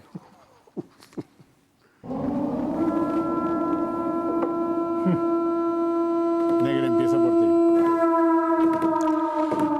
Bueno, hemos pasado de que no la conocía, que la saludó, a que simplemente se encontró con ella, que estaba escondida en el baño del avión, que ella no bajó del avión nunca, pero luego resulta que sí ha bajado del avión. A lo último, la última versión, es probable que haya alguna más que yo no me conozca, porque claro, como va cambiando tanto, es como lo del culo de los yogures, pues la última que yo acuso recibo de ella es la que dice que se vio con ella en la sala VIP. Bueno, pues oye, pues anda que no debieron verle juntos montones de gente. El bombero Ábalos. ¿Está quemado el bombero Ábalos? A ver, ha dicho lo de la sala VIP porque Vox ha pedido las cintas y es consciente de que allí había un montón de policías y esas grabaciones van a salir. El PP también lo ha llevado a la Fiscalía, el caso se va a judicializar. Porque la policía ha dicho que no las iba a negar. Yo llevo insistiendo en que este caso hay que llevarlo a Europa, porque es un escándalo brutal. Ahora bien, yo conozco a José Luis Ábalos bastante bien. Y él no cuenta la verdad porque está tapando a alguien. A él, yo conociéndole, sé que él no va al aeropuerto de Barajas si no hay un mandato de arriba. Y ahora os cuento. Él, bajo mi punto de vista, después de las segundas generales, es de los más críticos con la estrategia de Iván Redondo de ir a las urnas de nuevo. Y es de los que señalan la mala estrategia electoral de Iván Redondo. Ahí se produce un pique. ¿Qué domina Ábalos? Domina Ferraz. ¿Qué quiere Iván Redondo bajo mi punto de vista? Ferraz.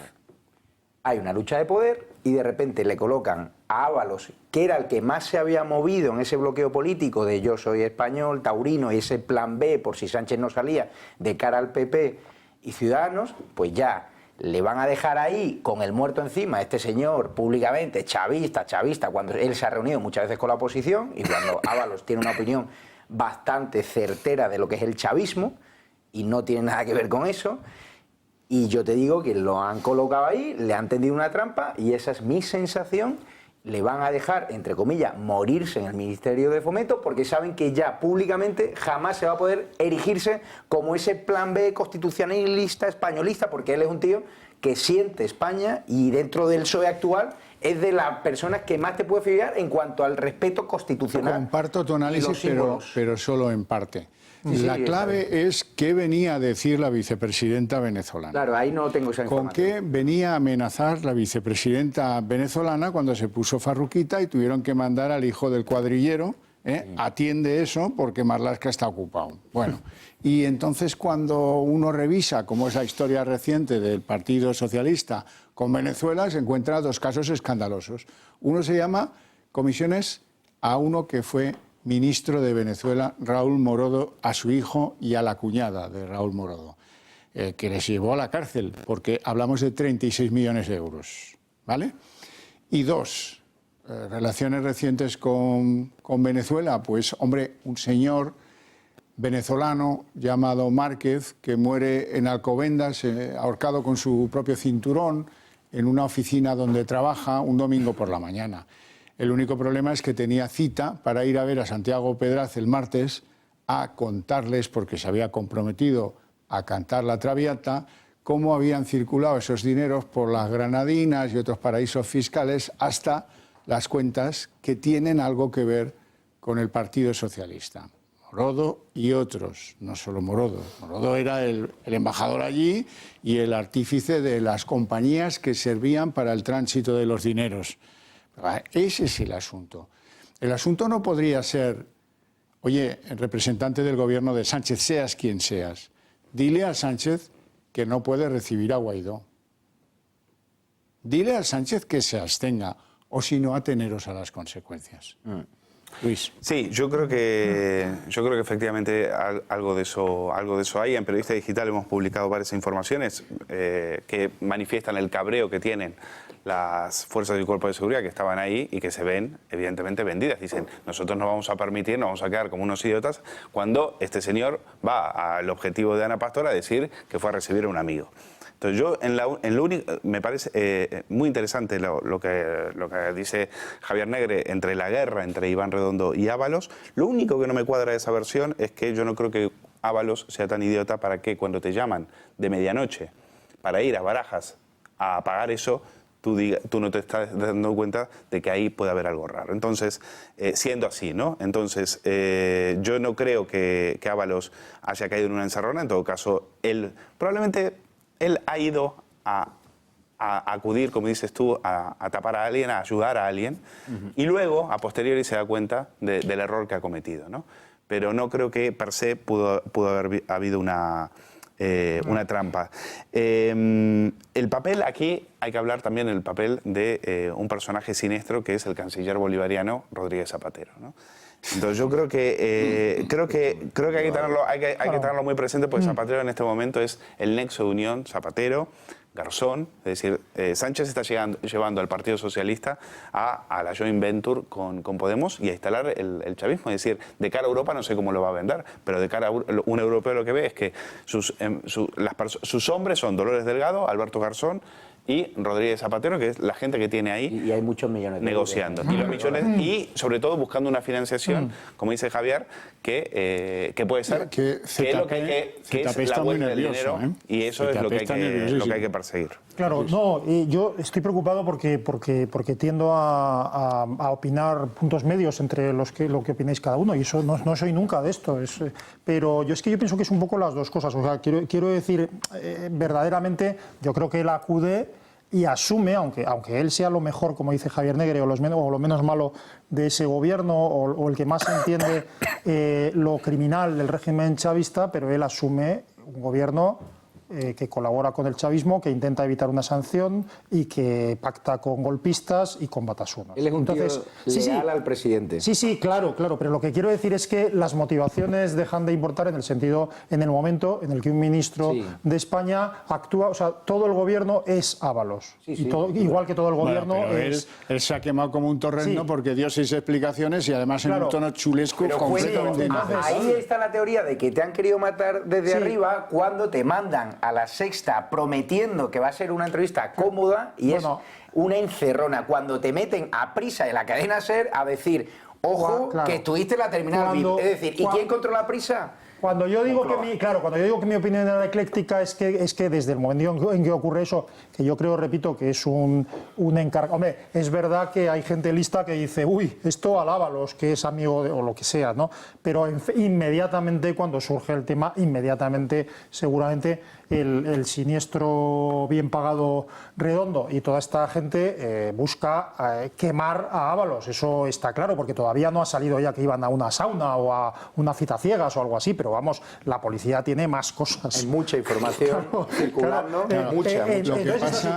Pero dicho esto, quiero decir, hay dos, perdón, no quiero yo cortar al director, lo último que se me ocurriría, pero los dos aspectos son esenciales. Uno, sin más, la mentira para tapar la mentira y más mentiras para tapar las mentiras. Y dos, que Ábalos es el brazo ejecutor de un incumplimiento de las sanciones de la Unión Europea y el agasajo hasta el final de una narcodirigente. Y por lo tanto, aunque probablemente desde un punto de vista de conveniencia política, yo preferiría de alguna manera que Ábalos siguiera en el gobierno, porque habría alguien, en fin, no digo sensato, pero mínimamente razonable. Habría un mentiroso. Habría un lo que habría es un mentiroso. Él ha mentido 7 veces porque está tapando. Lo que hay ahora es un mentiroso. Lo que pasa es que por eso se tiene Ábalos sabe perfectamente lo que sabe perfectamente. Quiero decir, está blindado. Tiene mucha información. Está blindado. Por eso no se lo van a cargar. O sea, él sabe que puede aparentar ante la ciudadanía ser el bombero torero de la banda del empastre. Puede acabar más quemado que los torrendos, pero es igual porque lo tienen que mantener y eso también lo sabe. Solamente si los socios de gobierno de Podemos dijeran algo, ¿cómo van a decir los socios de gobierno de Podemos algo de un asunto latinoamericano? Está más tranquilo. Es que va muy rápido todo esto. Es que es agotador. De Juanjo, Vox ha hecho cosas en esto. Sí, Vox ha iniciado acciones judiciales en el sentido de pedir información. Claro, al menos pedir información para ver qué hecho se ha producido. Que hay que ver los hechos, verificar los hechos y en base a eso, pues ver si se ha cumplido. Por vuestra petición, ayer salió una noticia sobre las presiones a la policía para que no entregara o modificara las grabaciones. Y cuando eso se ha visto que no ha sido posible, Ábalos ayer dijo inmediatamente que había estado en la sala VIP. Perdona que te... no, por favor. Es que posiblemente esas grabaciones ya están, o sea, el modificar todo eso, tal. Nosotros lo que hemos hecho ha sido, pues eso, iniciar, que se nos muestre qué ha pasado, porque es que yo no sé, claro, los telespectadores no sé, pero es que es muy grave lo que ha pasado. Es que dicen que hay una grabación que ya se borraron, pero son las anteriores. Se me escapa de las teorías estas que de verdad se me escapan, de que si lo echan, no lo echan. Sí que me extrañó unas declaraciones que hizo a los 2 días o 3 días diciendo que yo permaneceré o seguiré aquí y que nadie me echa nadie. He venido para quedarme. Era un mensaje a Marlaska. Me extrañó, digo, joder, non petita excusatio accusatio manifiesta, ¿no? Me estoy me extrañó. Sin duda alguna, si se ha producido estos hechos y se ha de forma impune esta persona que está reclamada por las autoridades, se ha estado paseando por el aeropuerto, por la terminal, es un hecho gravísimo. Sí, te cuento. Si Tremendamente esto grave. le pasa a Ana Pastor, ministra de Fomento, hace unos años, en la terminal de Barajas, le llevan a la Corte Penal Internacional. sí, Yo cuando estalla el verdad. caso, hablé con gente de Vox y gente del PP, le digo, oye, tenéis que judicializar el caso ya, porque es que esto no es un tema del Congreso de los Diputados, del Parlamento, es un tema de Europa, porque es un tema gravísimo, hay sanciones de la Unión Europea, y lo que, insisto, Ábalos, yo lo conozco, y es una persona que es capaz de ir a una cena sin preguntarte prácticamente con quién se va a sentar. Es decir, él cumplía órdenes según la información que yo tengo. Y se lo ha encontrado, se encontró de arriba está claro. y se encontró el marrón Eso y está ahora ha encadenado mentira tras mentira inducido por gente de arriba para tapar a alguien más de arriba. Ha gestionado muy mal su proceso. A mí Eduardo. este vodevil de Ábalos, del que iremos sabiendo cada vez más, porque cada vez va a recibir más fuego amigo, entonces iremos recibiendo cada vez más información. Las explicaciones que le ha dado me recuerda aquello que escribía Stendhal, es un magnífico escritor bonapartista, que es el colmo del cinismo. Este caballero que llega a su casa y se encuentra en el tálamo nupcial a su mujer con otro hombre. Y entonces, cuando va a montarle el escándalo, la mujer le dice, si me quisieras de verdad, creerías lo que te estoy diciendo y no lo que estás viendo. ¿Mm? La prueba de amor es que creas lo que te digo, no lo que ves. Bueno, pues eso es lo que ha intentado este banderillero, explicarnos algo que todos sabemos que es mentira. Ojalá. Coño, que es mentira. Esperemos que su mujer estuviera sobre aviso, porque cuando le dijo que iba a llegar tarde de trabajar del ministerio esa noche. Que te han metido en la sala VIP con una delincuente internacional reclamada por la CIA, por el FBI, por la Interpol, por la Europol, por España, por la Unión Europea. Después hay Pero si aranceles de Trump. En la sala VIP. Dice que no ha pisado territorio español. Anda, coño, que ha ido en silla de ruedas hasta la sala VIPs, con las piernitas levitando para no pisar el español. No, y además en la Cancillería... Yo creo que Ábalos no tenía ni idea de que esta señora era quien era. No, Ni sí, iba- hombre, sí, yo creo que A ver, no. Javier, De que estaba tan perseguida, yo no sabía, o sea, yo sabía que era la del fiesta, pero yo no sabía que estaba tan perseguida la Unión Europea. Una cosa, Y perdone mi ignorancia. una cosa, Javier, estamos especulando ahora, una cosa es creer en su fidelidad y otra en su Pero vosotros completa pensáis ignorancia. que Ábalos es retrasado Hombre, mental. No, pero una llamada arregla eso. Mira, esta es la contable Bueno, de ni una Maduro, cosa ni y la es cosa ni jefa la de otra. Checa bolivariana. Sí, eso es verdad. Ni una jefa cosa de la ni la Checa. otra. Ni Dávalos creía que Dalsi era un jarabe para niños, ni llegó allí sin saber que le estaba esperando la leona venezolana. No tenemos tiempo para más, lo dejamos aquí, espero que se hayan divertido y que nos vuelvan a elegir el próximo sábado a las 10 de la noche. Hasta entonces, que tengan ustedes buen fin de semana.